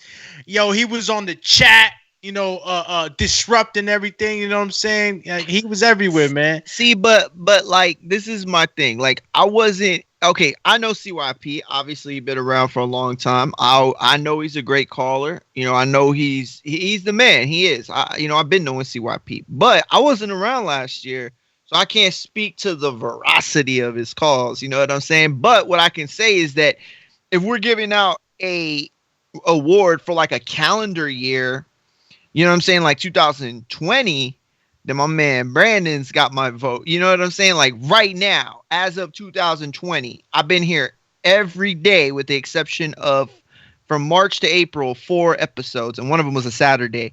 So I don't know. You know what I'm saying? Like, if I'm gonna vote for somebody, it's gonna be Brandon or even Stone Bone. But like, I haven't heard much from CYP lately. So you know what I'm saying? Yeah, like, you know what? You're bringing up a good point. You're bringing up a very I want to good second point. that. I want to second that. CYP just came out of nowhere. It's 2019. He got the 2019, but we ain't doing no TBV appreciation. Nah, he just came out of nowhere. Brandon's been consistent. CYP got to show back up if he want to run in that run that campaign. I feel you. I mean, we can give him like a recognition award. Nah, this is the thing. Sanders. This is the thing. This is the thing. We all fickle in the sense that like what's fresh on our mind is fresh on our mind. Like we on lockdown. We watching boxing. We watching, Netflix is fresh on our mind. Brandon's calling in every day is fresh on our mind. Was Brandon calling in every day in 2019? And that's CYP's case. He's like, bruh, 2019, I'm caller of the year is what he's saying. And that's his case. And, at the end of the day, look, you got to be picked, right? They got to vote you, and voting sometimes is political. And people don't believe in the voting systems, So, you might not always get what you want. But I did want to say those facts, you know what I mean? Like, that still ain't been done. Like, the only other dude to come close, let me give those other accolades. The only other dude to come close to that status is J-Mac. J-Mac isn't a triple rank. He's a boomerang, and he's tied for that status with Troy.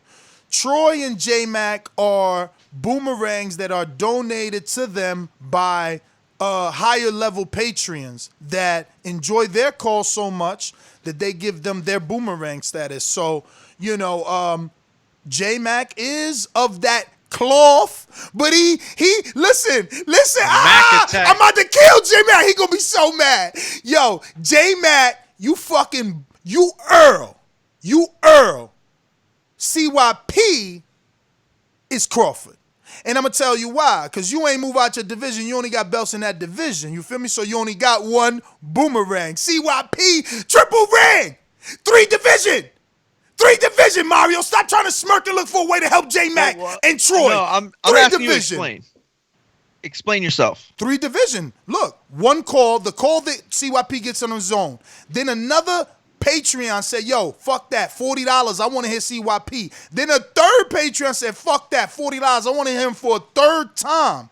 J-Mac only gets that to one power. Jordan Baker, shout out Jordan Baker in Florida, he pays to hear J-Mac twice. And Troy, shout out to Jemmy pays to hear Troy twice. But no one ever got 3 belts. So listen, man. That's Hall of Fame. I mean, look, it's not that it's Hall of Fame because it's unprecedented. It started with him. He set the bar. He is. It's like Manny Pacquiao 8 world titles. It may never happen 3 again. 3 division champ. He at the top may right never now. happen again. He at the top right now, bro. Like, I'm sorry. Like, I'm not making it up on the fly, but that's only one box. But keep in mind, everybody give Crawford credit for being 3 divisions. You know what I'm saying? And that's what he got. Intrigue, no, boomerang. I like how I'm sorry. I'm sorry. Go for it. No, I was gonna say I like. Oh man, I didn't even realize how bad you were trolling him, calling someone else Crawford. Oh, that was beautiful. Go ahead. My bad. I mean, it's true, man. I mean, CYP Crawford with 3 divisions. Like, J-Mac is just 1 division. You know what? Before I go to Intrigue on the Boomerang, let me get out to J-Mac's brother. I just seen him. I don't know how long you've been there, champ. Apologies if so. So interesting that you come across like a nice guy, but you're really a piece of shit. Hey, with that comment. No, that was a piece of fuck you. That was a piece of shit. We're doing live TV. Man, I don't care. What you gonna do about it? I'll tell this mother. Why do you have to talk like that? Well, I'm talking to you the way I want to talk to you. You have a problem? Turn off your station. I'm the best ever. Yo, what's up? I just got on Nest about 10 minutes ago, and I'm just hearing about these votes. So y'all voting for the caller of the year? Nah. CYP just called in and said that it's a farce to believe that Stonebone or Brandon could be caller of the year when he was obviously 2019. So, people just calling in and giving their take on that. And obviously the main subject, which was that very good interview by Errol Spence with Showtime basketball. I saw that. I saw that, and I believe that, but I still think Errol is limited at 47. He probably got 2 more fights, and he moving up to 54. But and I'm going, but I don't think the Bud fight gonna happen at 47. But that caller, yeah, it's probably Brandon or Stonebone. Good thing about CYP. I mean, like Mario just says, consistency. He don't call in enough no more. So I wouldn't even vote for him. But Brandon or Stonebone be a toss up between them two. Cause I like Stonebone and I like Brandon. I like both of their topics. We got, I believe, let me see, the thing is that we haven't been on YouTube for so long that I forgot about those super chats. I'm sorry, guys. I'm going to go to it right now. I think we got a counterpunch. I know we got super chats. I have been screen sharing them, so I have been showing you love, but we haven't announced that many. So let me get to it. One moment, please. We'll start from the bottom, right? Where are we? What's today's date? 29. I know Ohio runs boxing. We see you. We'll come into you soon. Yes, coming into you too soon. Right now, we got, okay, the first one is from Brandon Maurice. I did mention this when he said, side question, would EJ be Floyd's toughest opponent? Would EJ be Floyd's toughest opponent? So let's answer it directly. I'm going to say, yeah, just due to sheer size. And, Floyd was a guy that started off small, so he went up with the divisions, But even though he did do big with De La Hoya, right? That was tall and naturally big. De La Hoya, what weight did he start, Mario? What weight did De La Hoya start? 120. Oh no! So then, yeah. Earl, in my opinion, short answer, Earl, in my opinion, it would be Floyd's toughest opponent till date. What about you? Yeah, listen, I'm gonna say yes, but I want to precipitate. I want to say something before that, because when I hear the question, like, I keep wanting to say no because I keep thinking of who is his best opponent. You know what I'm saying? And that's not the question. So if that was the question, I would think about Cotto, Pacquiao, De La Hoya, obviously. But as far as toughest, yeah, I think you got to give it to him. I mean, the sheer size of that man, Earl, and the lack of size that Floyd always experienced. I mean, that alone makes it a very tough test. And then the kid is super talented. So, and he's young too. Alex, before you jump in, let me go to a counterpunch. CYP, talk to me. It was me. 133. It was 133, Ness, is where he started. 130, so that's junior lightweight. All right. CYP, counterpunch, go. Mario, you heard him say my name. Be quiet. Listen. I'm going to give you a criteria that lines up. In the little chat, boom. On the after show, undefeated in the debates, and I started the after show. Boom. J-Mac calls in saying he don't remember me, but you remember me when you was asking me to be a part of CYP Army. You remember me when you was asking me for tips on how you debate Ness in my text messages, and I keep the receipts. Stop it. You know me. Cut it out. When I walk in person, when the dude walks up to you and says, I got my CYP shirt on. My CYP is about my business, not about the show. He tells me, hey, man, you that dude on TBV? I say yes. He's like, man, keep it up, man. You entertaining as hell. I love the way you do things. That's on my life. I don't make no shit up. I was representing the show in my own real personal life. That's how big the CYP was. Now, God damn. He just put all CYP taking control of the campaign trail. So he gave you his criteria. I mean, not his criteria, but his resume, basically, like things that he's accumulated. That's tough to argue against, bro. Like, I'm not gonna lie. Well, speaking of argue, I think someone wants to argue or debate that topic. At least we have a counterpunch from none other than J Mac in New Orleans. Hey, look, I'm gonna tell y'all right now. If I was asked to be on his little phone ass on me, I would get on here and say that nigga is a fucking liar. He's a weirdo. He's been exposed for his weird events. That's why he stayed his Cali clown base weird ass off the back call when he got called out on it. Me asking to beg and be on his army, the only thing we talk about is debating on the show. And we know how he used to whine and cry over the debates that I actually beat him on, and he used to try to muscle niggas for their votes so he could win. The dude is a fucking liar. He's a clown. he's garbage, man.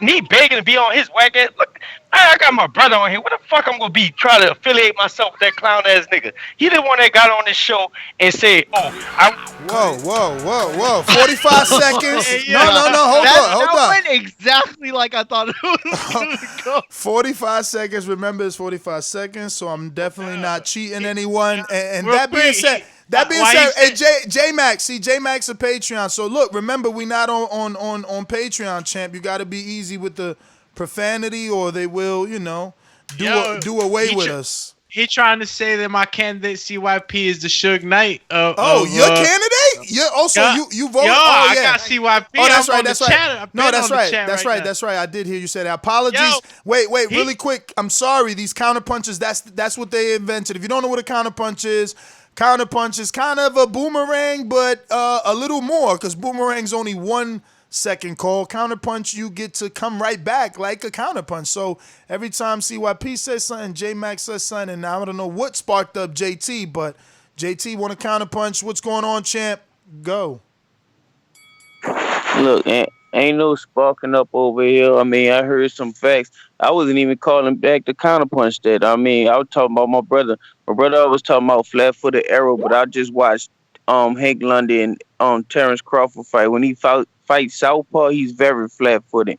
And to answer that thing about CYP, he's not undefeated back there in debates. He won a lot of debates, but my brother beat him in the debate. And like my brother just said, he tried to muster dudes into changing the votes up for him. So, I mean, that's all I have on that. All right. And that was less than 45. Well, thanks, champ. Looks like we got another counter punch. Let me look it up 1 second. I think it's going to be CYP. Brandon. Talk to me. Uh-oh. Man, I'm just going to keep it short and simple, man. The thing that makes Brandon Maurice great is versatility.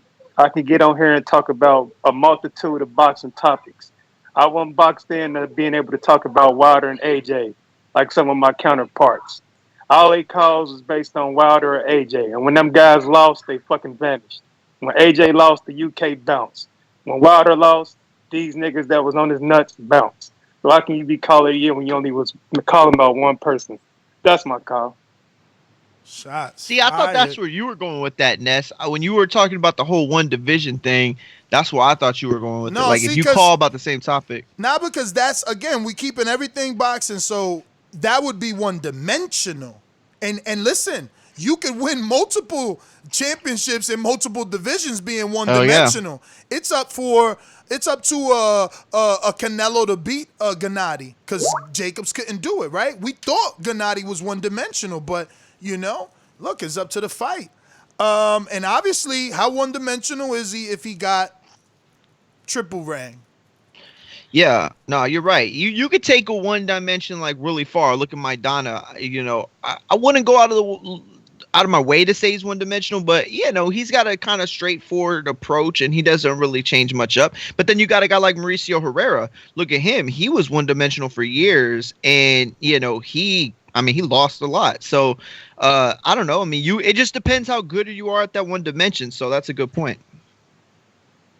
All right. Let's see. Back to these super chats, because those were counter punches. Let me see. We got super chat here.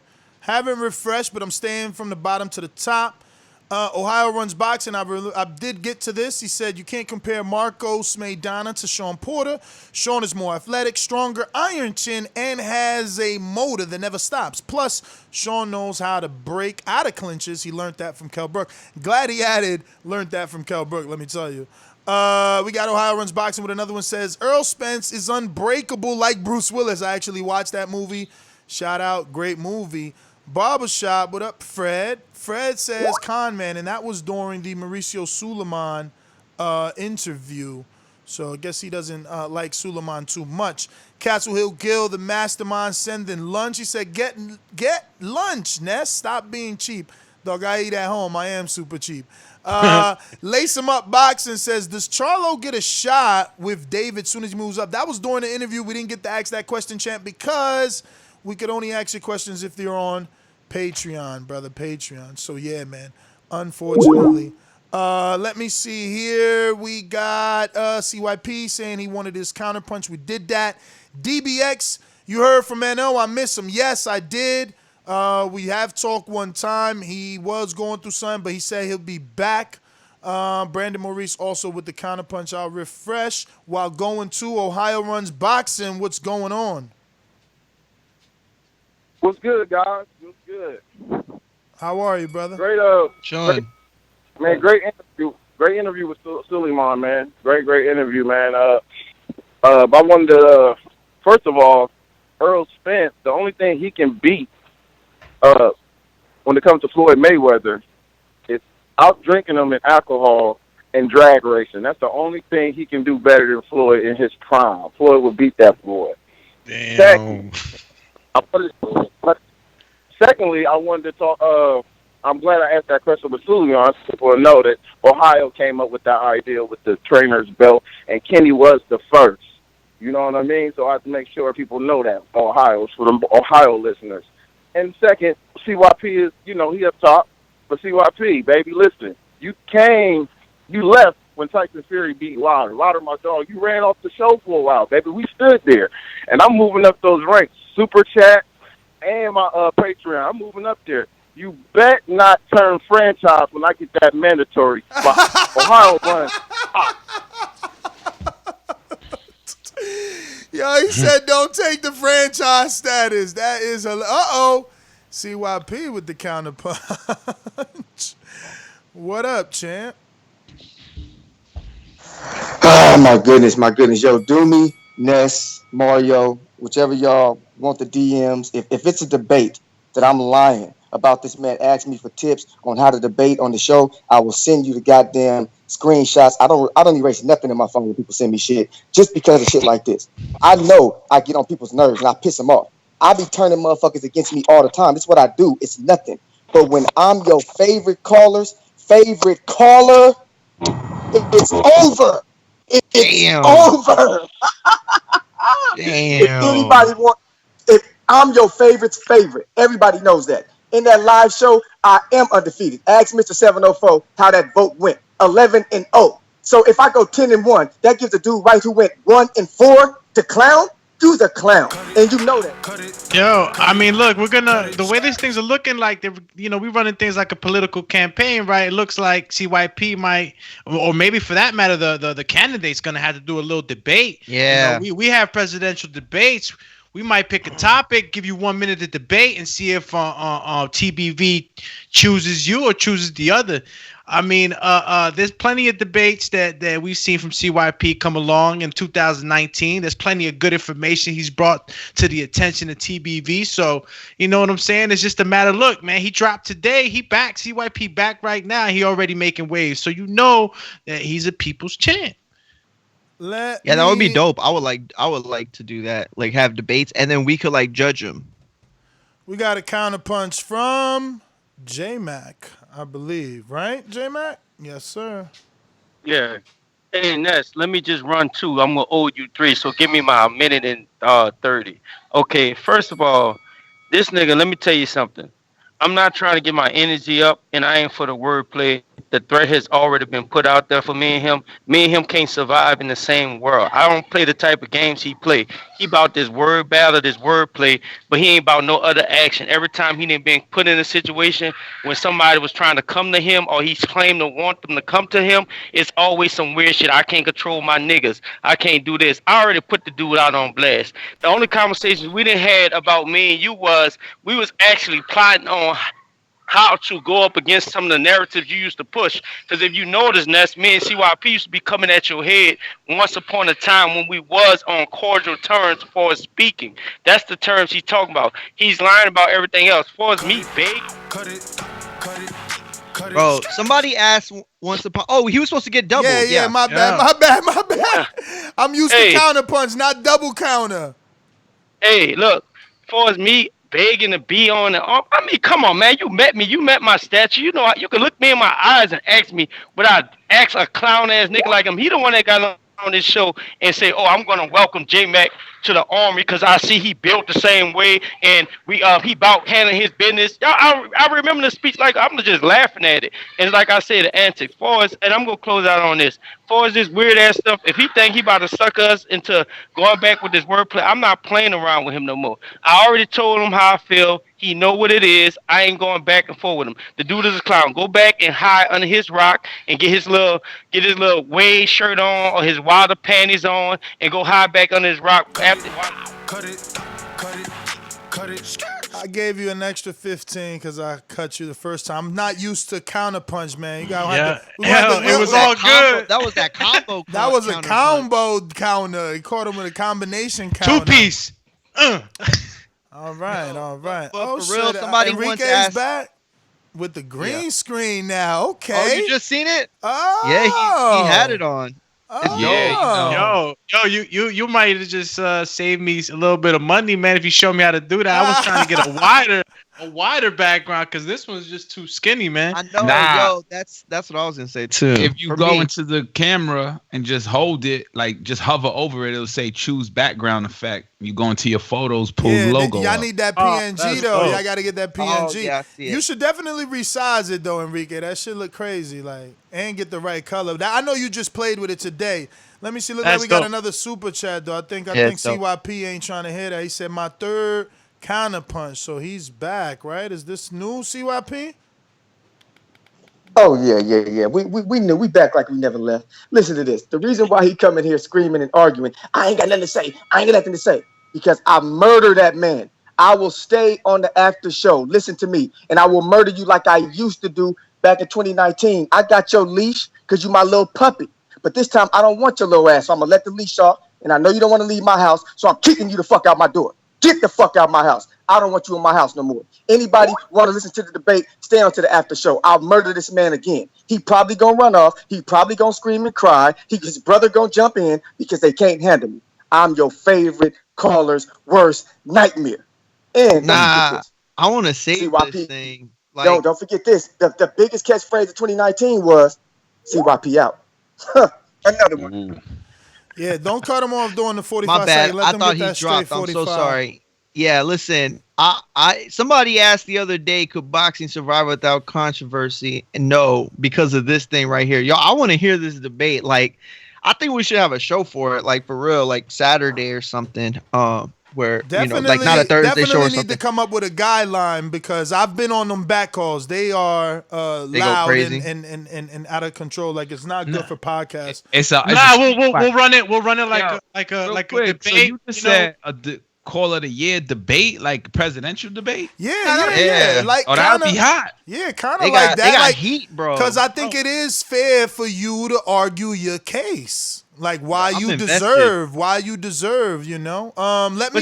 want to hear both of them. Like I don't even know if I would pick one of them as the caller of the year. I'm still leaning towards Brandon. Like I don't think that the winner would get my vote, but I still I just want to hear it. Like I want to hear. I would like sit quietly and watch or listen. You know what I'm saying? Like I don't know. They got my interest. It's about boxing knowledge, not who the loudest. Yeah, so it depends. Like a debate. It depends what the debate is about. That being said, let me get to a counter punch from JT. What up? Yeah. I was trying to stay out of it, but I keep getting brought in it. That was between CYP and my brother this time, but he always says his twin jumping in. We never jump nobody. If it's a one-on-one fight, we let us handle it. But when my name get brought up, I gotta say something about it. CYP, I just gave you credit. You won a lot of debates back there, but you lost a few debates. You lost to my brother. You lost to L-Dog. You lost a few debates back there, so you're not undefeated. So stop going around saying that bullshit. You inconsistent. You ran off the show when Deontay Wilder lost. That's facts. You ran off the show. So, I mean, why are you coming back talking about you want a fucking award for something that's really irrelevant? You're not consistent at all. Cut it. J Mac showing his, I guess, not resume, not pedigree. His popularity. Popularity, because Stainless has said he wants to give his boomerang for the day to J-Mac. So J-Mac. So did Joseph Rodriguez, Supermax. Get the freak out of here. Where they got go to the pre-pro. Oh, wow. Wow, J-Mac. High praise, J-Mac. Ready, set, go. Yo, like I'm gonna say with this, I may stay on that after call. Y'all could get entertained all you want to. I'm telling you how it's gonna go. The nigga is a liar. He's going to lie. So when I get on there, we're gonna start talking. And when he starts lying, I try to hold him accountable to the shit he's lying about. He's gonna back out of it and he's gonna weasel out of it and find a way to wiggle out of it. And then that's when the temperaments are gonna start roaring. For as me and my brother jumping, me and my brother don't jump nobody. We ain't never got down like that. We some solid ass dudes. We about throwing these hands. We about fading with one-on-ones. That's your business. If you can't handle your one-on-one, that's you. Mr. CYP likes to join us together. Then he find himself getting yelled at over a Skype call by two dudes that don't give a fuck, claiming or matching him halfway. And that's his problem. He always used to put us together. And for us to call us Ness, if I got to get another counter punch added onto my tab, let me keep going. Okay. For us, the other calls, when you talk, this what happened when I realized with CYP. And I hate to call it out. He used to try to muscle his way through people and try to get on here yelling like somebody give a shit about them fucking muscles and stuff like that. First of all, you a track runner, a fast running ass nigga. You've been put on this earth to run from niggas. You start packing on muscle to pack your confidence. My muscle came naturally. And I already know what I do a nigga like you and slide the fuck out you. I already told you what I would do to you. For as anything, for as the callers already said, CYP used to be trying to pin me and my brother together on some sucker shit. He used to be trying to make us go back and forth with our arguments and stuff. The dude is fucking weird, man. The dude like to do stuff like this. He like to get acknowledgement, try to beg way to say, oh, you know me, I know you, you know me. Put it in the like all the questions. He's weird, man. The dude is he can talk a lot. He got a mouthpiece, but stuff like that. But he likes to talk a lot of stuff. Ain't about no fucking action. All he do is want to get on here and talk. So I'm telling you right now, I'm gonna stay on the after call, but y'all make it in. Now, J-Mac, I didn't take you up on your counterpunch offer because both Supermax and Stainless. Israel, you seeing this on the super chat? Israel Weapon counter for J-Mac.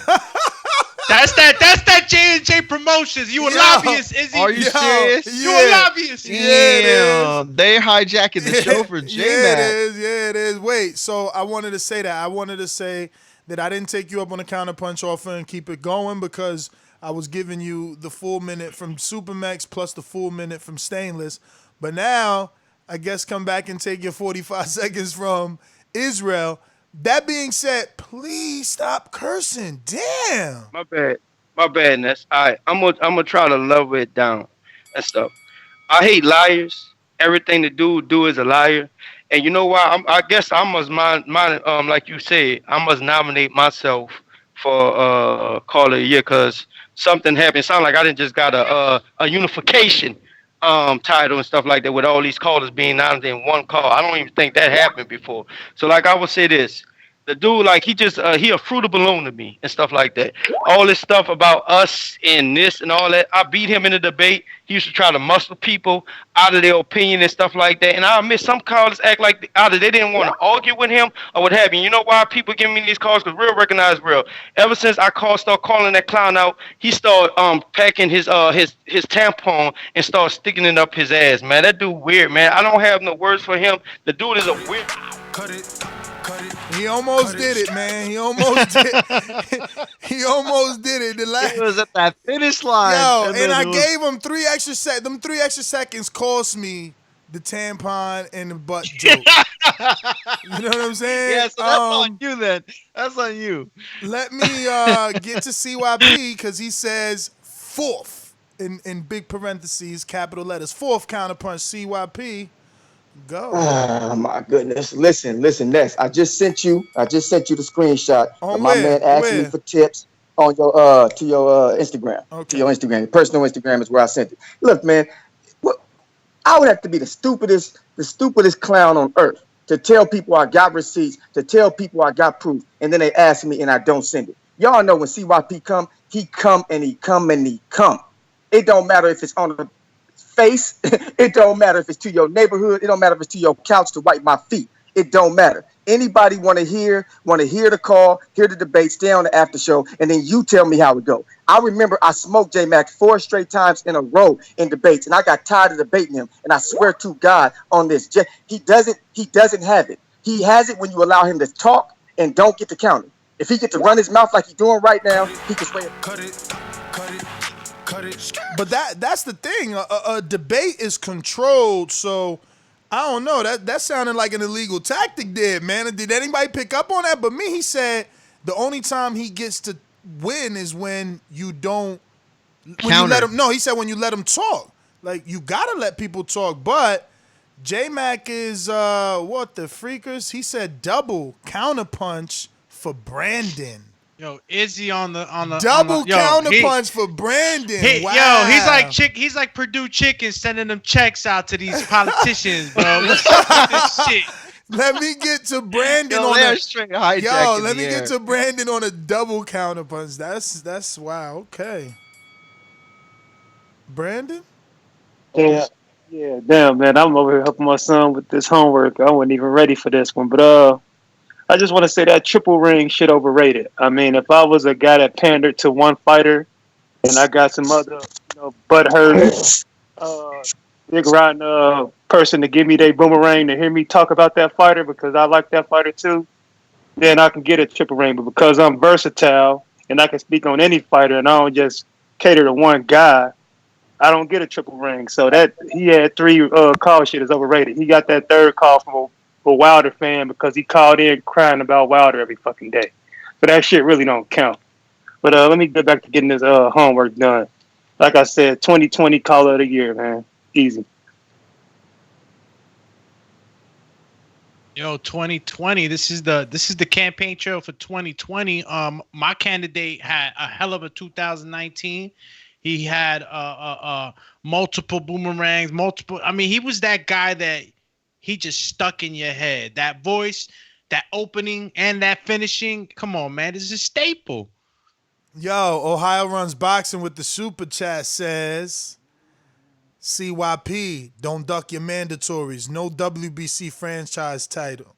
So, no franchise tag. So, he want that debate with he wants that debate with CYP, man. We're going to have to come up with a way, because you see, there's got to be guidelines. We need rules and regulations to these debates.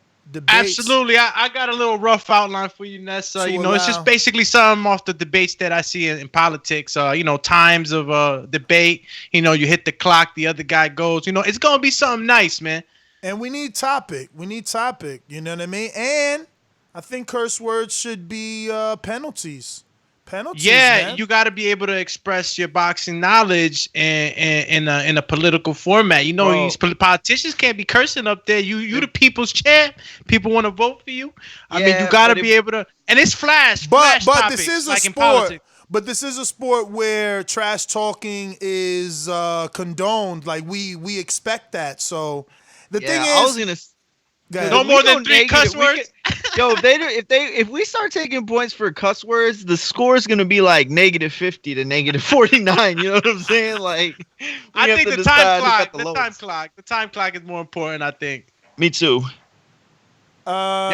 We got counterpunch from Stainless. Stainless, man, what up?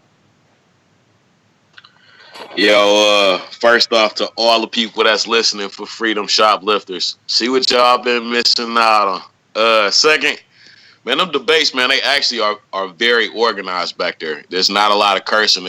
They're actually fact-based debates, man, and it's voted on by a panel who they thought won the argument. So, I mean, y'all come on at the beginning of the after show. It's right after everybody on mute, so everybody's talking at the same time. It sounds like it's a lot of calamity, but we can get civilized back there. So don't just think we do get savage back there too, but we ain't always savage, man, especially in them debates. So that's something I'm really rooting for on TBV. I really look forward to it. That's all I got. All right. Super chat from Castle Hill Gil says, Danny or Spence panel. Danny or Spence in a fight versus each other. Oh my God, I don't know. Spence. Decision on me. If I gotta say something, that's what I say. You gotta lean Spence. He's the favorite. He's been winning the big fights, and he's the natural welterweight. the problem is, what is he all there? Are we back? Up. Got another counterpunch from CYP, who says fifth counterpunch. You will remember my name. Yo, on some real shit though. I do love the show. I love all the characters. I even love the UK dudes in the chat who love to hate me because in real life, I'm a businessman and I help people. And then anybody who know me or follow my Instagram, you know how much I care about people. But when it comes to actual debating and getting live, I turn into a monster. It's totally outside of my real life. But let's be real. Nobody can stand this voice back to back. Let's debate, you debate. And Stainless was right. When you debate back there, you get 30 seconds or a minute to do your thing, and then you be quiet, you get muted. I have murdered that man over and over again. Everybody knows sitting here, whether you like me or dislike me, you know damn well I'm the caller of the year for 2019. If I'm not talking about 2020, quit bringing up 2020. We're in April. Like, that's ridiculous. 2019. Cut it. That's what I'm saying. He got a case because it is 2019. So the whole he left argument doesn't apply because that only applies to 2020. Now, it does apply if you are. It's a political debate, right? We're both running for the same position, so it is a way to assassinate his character. That's what politicians do. It's like they run those ads like, oh, Alexander Lioness is pro, tigers in homes, So that's what they doing. They assassinating the character by saying, well, he was good in 19, but as soon as Wilder left, he dipped off. That's what they doing. But it's also understandable. It's a very good, debate tactic. But Ohio runs boxing and says, I can't debate with somebody I agree with 95% of the time. I'm talking about coming for CYP best caller status. Okay, there you go. Wow. Well, there you go. Now you know you got a vote out of Ohio runs boxing who says that he's not even talking about debating CYP. He's talking about he agrees with CYP 95% of the time. He talking about getting that as his status. He wants to win. He wants to win best caller, which, I got to remind y'all, this guy's put us on how many Ohio fighters? I mean, Ohio does his thing to make sure he lets us know all the best from Ohio, man. That's for sure. And that's the thing, though. They're not just the best from Ohio. They're like eventually, world champions. He really hasn't put us on a guy that didn't pan out, so to speak. Like most guys from Ohio end up world champions or at least title challengers at the very least. Let me double check. I know we never went to Intrigue on his own natural boomerang, right, Intrigue? I don't think we ever got to that, man. The show took a turn. You around? Yeah.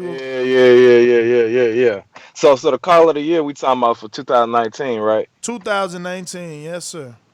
Yeah, I give it the info, Joe.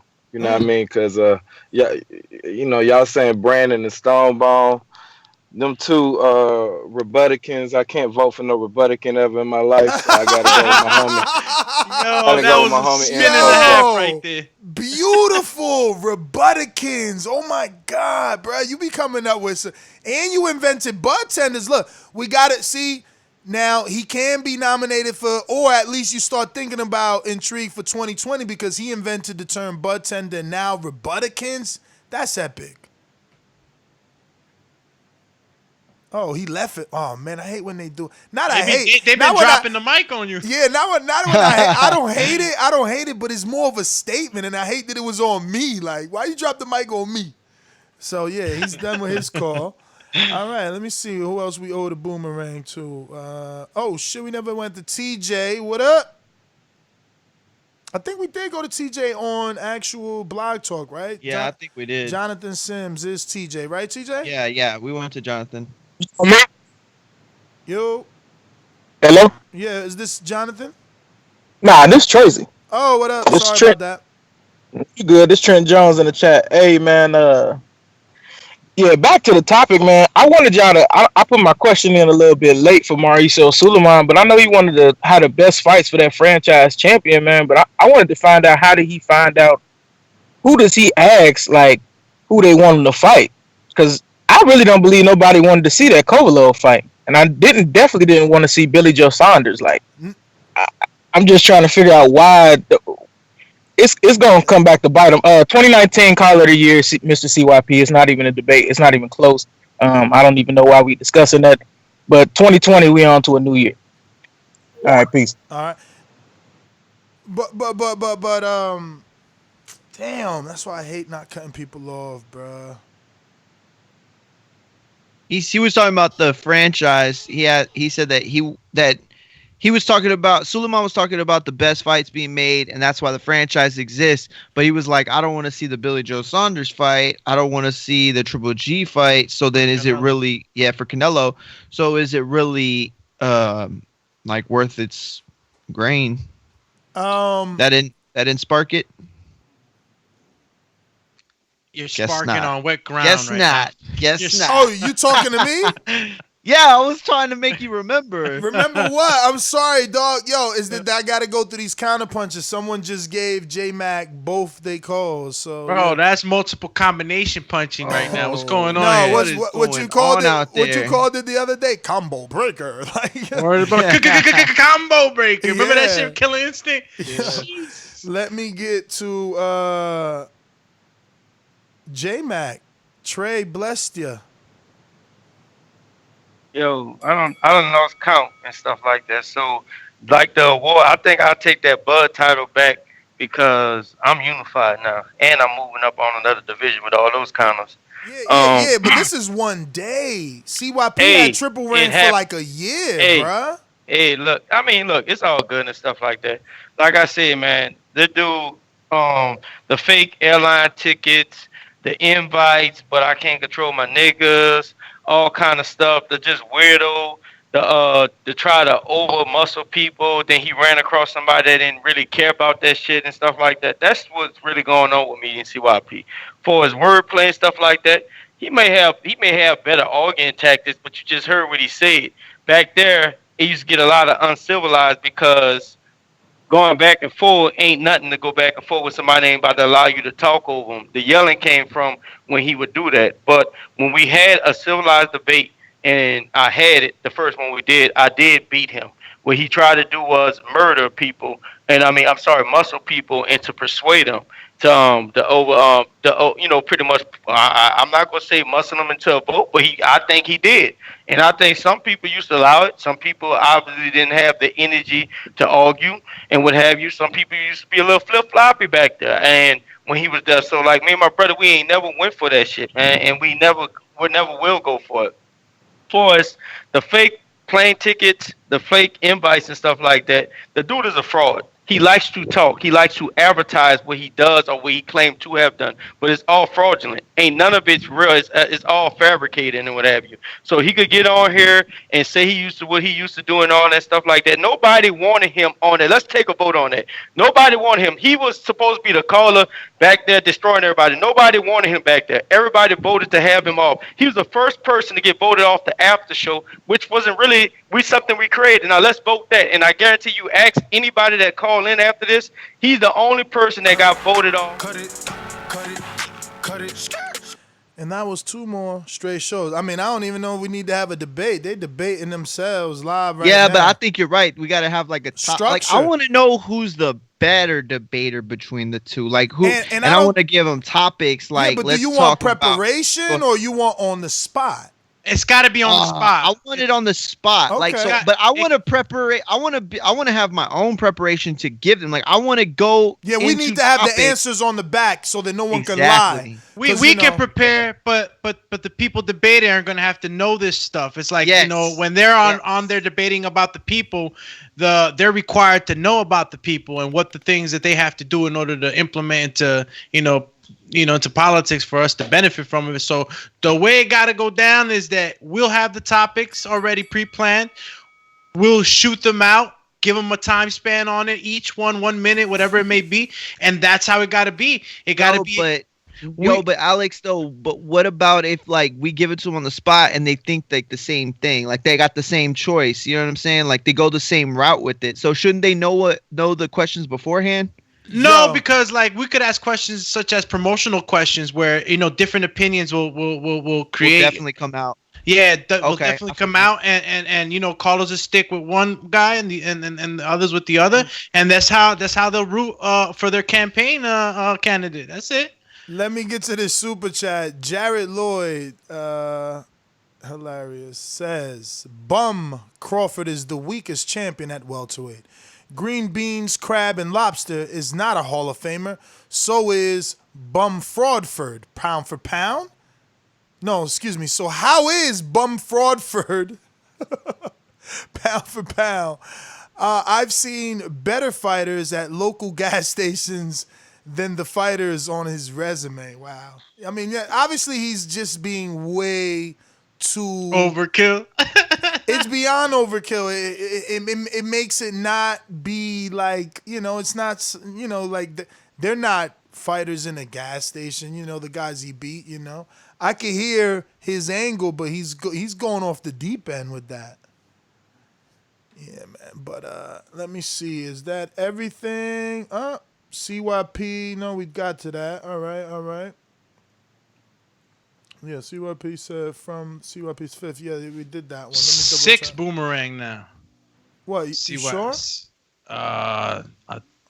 Unless he spelled it wrong. Let me refresh because I see fifth there. Unless it might be wrong. It might be wrong. I'm dyslexic here. Let me see. I'm CYP. CYP. Yeah. He spelled it wrong. So it is a 6-1. He put fifth. Let me double check here. Let me see. Fourth, fifth, and fifth. He doubled it. The fifth. Ready, CYP? Go. Yeah. I'm ready. What's funny? What's funny is that Coach Wade come up on here. He tell you I'm a real one. Joey have a conversation. He tell you I'm a real one. T. Plums comes to California to visit. Comes to my gym. Meets me. Takes a tour of my gym. He knows I'm a real one, but I'm such a fraud.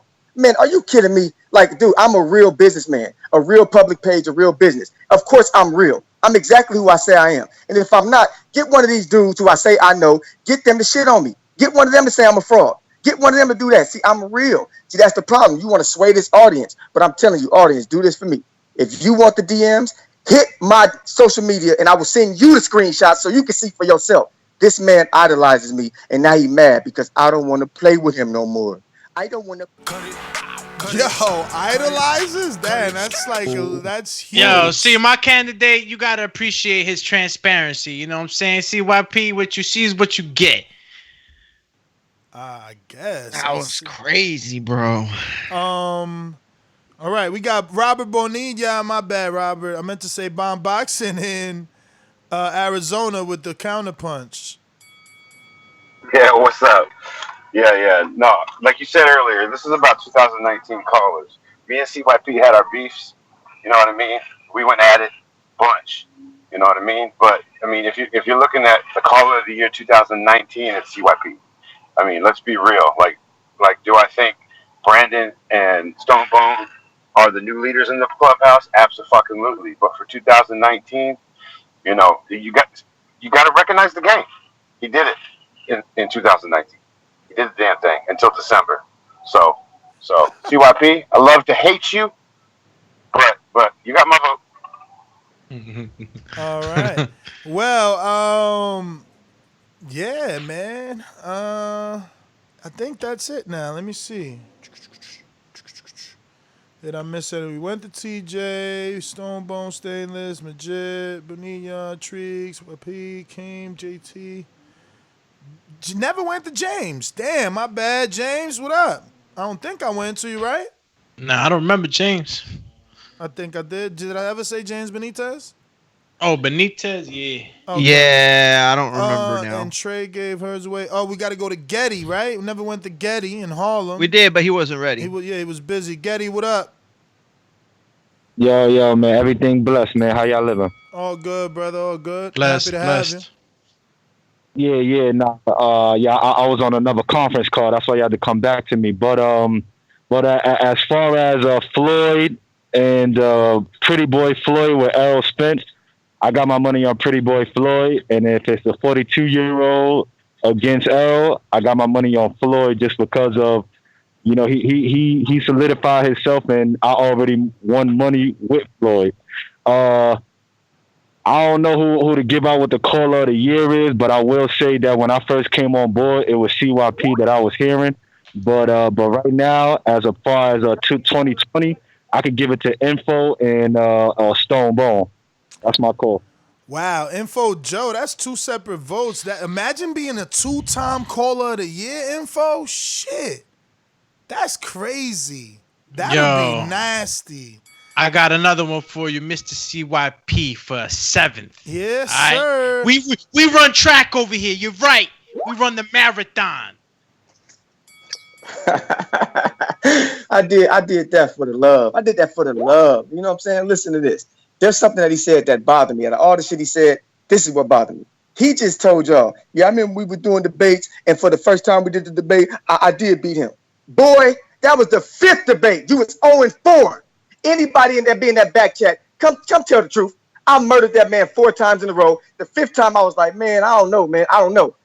You never win. He's like, nah, I got you. The dude be begging. And now, Ness, be honest. Every time he's on the show in 2020, he comes with the same aggression that CYP used to bring. He comes at you the same way. Why? Because I groomed him. I shined him all up. Here you go. Slapped him on the ass. Time to go to school. Too bad your stupid ass on timeout because of Corona. Because I do want you to get out of my house. Cut it.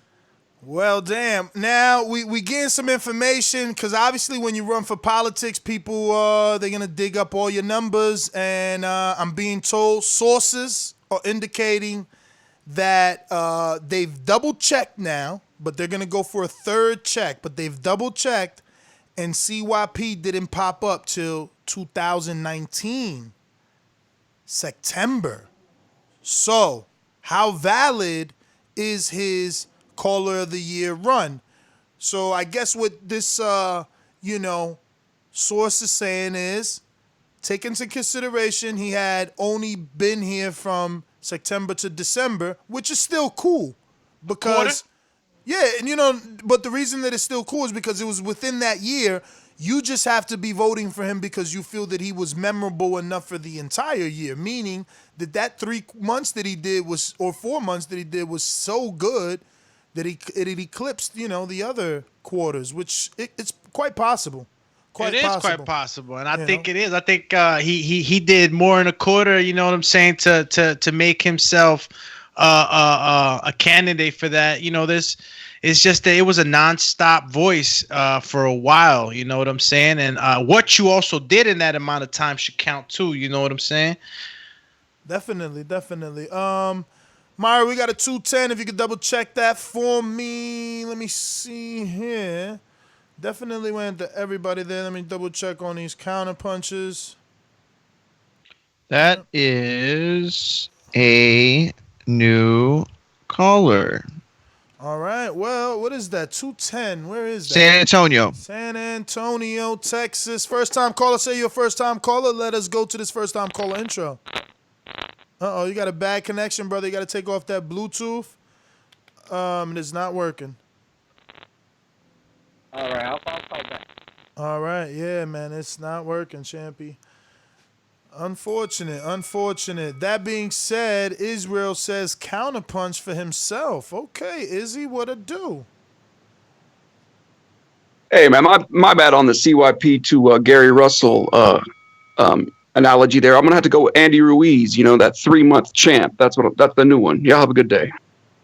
Damn. Hey, he called the 3-month champ. This kid's gonna be a problem with Yo, Izzy, we waiting for those punchlines on the rap. That's right, This Mario. kid's gonna be a problem with those punchlines. He's a clever one. You're a clever one, Izzy. Yeah, he is, man. I think that's everybody. Double checking here. Definitely got the intrigue. Looks like J-Mac wants back. J-Mac, am I right about this? Yeah, I can't let him in on that. You hear me? Yeah. Grooming me? I mean, all right, man, whatever, man. The dude wordplay I mean, he's a small guy and stuff like that. I think he packed on the muscle to make himself appear to be more intimidating guy. He's a runner though. Like I say, he was built to fucking run. Just like he run his mouth and he was built to run fast. Man, all this back and forth, grooming, all that, man, the dude is a weirdo. I don't need nobody to groom me. J Mac is J Mac. Unless you met me in person and what have you and stuff like that. You felt my energy. And I don't care what you take from it or what have you. This is just me and what have you. J Mac is who I am. I sat next to all you guys. That's who I am, and that's how I've been. I've been coming for you, and I've been in here a little longer than September of 2019. Get his Andy Ruiz ass out of here. That's fucked up. Yo, Andy Ruiz became that poster child and shit. I know. Poor Andy's the butt end of a joke, man. It's crazy. Okay. So who is this? No West Fly Zone says CYP Caller of the Year 2019 hands down. There you go. When the votes come out, man, that's when it's gonna matter. But obviously, this also counts because what's gonna happen is this will become a podcast. It'll get downloaded. The other people that listen to this that don't listen live will listen, and they'll have their own, reasons and want to up. Ness, I just gotta say, CYP candidate of 2019 has a rebuttal. Yeah, I see with the eighth counterpunch. Go for it. Y'all know I can't be outdone. Listen, for whoever said I showed up in September, you must be a fool. I was here way before September. Like way before. I think I was here in June or July or maybe even May, June, July. Man, don't do that. And I'm talking about calling in because I was listening to the show before that, and me and Ness was going back and forth in the chat before I even called in. That's how I came on. I was told by Joey, yo, this is a show. Listen to it, boom, boom, boom. I know how you do. So I started listening to the show back in 2018. Then I started getting into the chat. Then 2019 is when I came on, mid 2019. Don't try to play me. I got receipts. Don't do that. Don't try to, September. Oh, it's Andy Ruiz. That was funny. The other thing about Gary Russell, that was funny. See, real recognize real. My feelings don't get hurt. But the facts are, to legitimize this. But he's got an old school flavor. He gave us information, though. He gave us information, so that means that he came on. We got to find the audio because it means he came on for the Andy win. If he came in June, he says June. Yeah. He says June, so I mean he came on for the Andy win. And there was a lot of AJ bashing going on back then. J&J Promotions pulling their little dirty politic move, trying to stain the name CYP. All right, I see what y'all doing over there. Yo. I see how it's getting. Yo, he said they trying to stay. Yo, I need to get that audio, man. What's up with that source giving us false information? Talking about September, making us look bad. Yeah, but Joseph just said, "Oh, my bad. I was off like a month or two." Oh, damn. I mean, it's kind of a good point though, because if it was June, that's like half the year. I mean, but if you wreck it in half a year, it's like, I mean, if you're outdoing people that had the whole year. He came before Andy won. Oh, my bad. Nah, he was before that, man. You can't apply that. Yo, but one thing that he made famous is receipts, man. We need receipts, man. We need to know. Yo, CYP, 8 straight title defenses. We got people vouching for him. Someone else says CYP was here before Andy's 15 minutes. Yeah. Man, shout out to the chat too, man. Kind of missed some of the YouTube friends out there. You know, we always deal with trolls and shit like that, but there's some solid homies on the chat. Shout out to you. Yeah. Yo, so Stainless says, CYP was on the show trashing me for what? For bot jumping, dude, or not jumping, dude. I guess he meant to say Neil when it hit me with the water. So, okay, when was that? So that still was June because that was the press conference. No. That was press conference. So that's at least 3 months before June, which kind of is right. He said May. I think he said June, May, something like that. So right again, CYP. You know, that's how you win. Is by being an honest guy. because they can't dig up dirt on you. You know what I'm saying? Let's see. Stainless again vouching saying February 2019. Yeah, man. But I'm still being hit up. People do want receipts. They said get the receipts. Get the receipts. All right, we're gonna try 210 once again. 210 once again. Nope. You over there Morse coding it. That means we got to everybody. Double checking down the line. Yes, that is everyone. Nest GTO, Instagram and Twitter. Catch you on the next one. Peace. At Mario McGee on Twitter, at Mario McGee on Instagram. Peace. And Alex Doomsday on IG. That's Alex _Doomsday _LAINEZ. TBV Twitter, Alex Linus TBV. And don't forget, check out Patreon. We were on YouTube today. Shout out to all our YouTube fam too that has stayed behind and hasn't transitioned over to Patreon.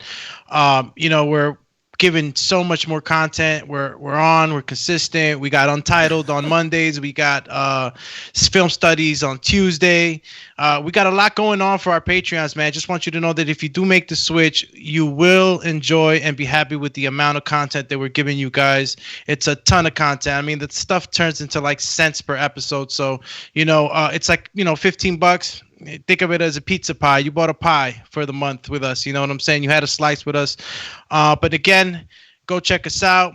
We love to be here with you guys all the time. We're just trying to make it happen so that we're able to live off this stuff, man.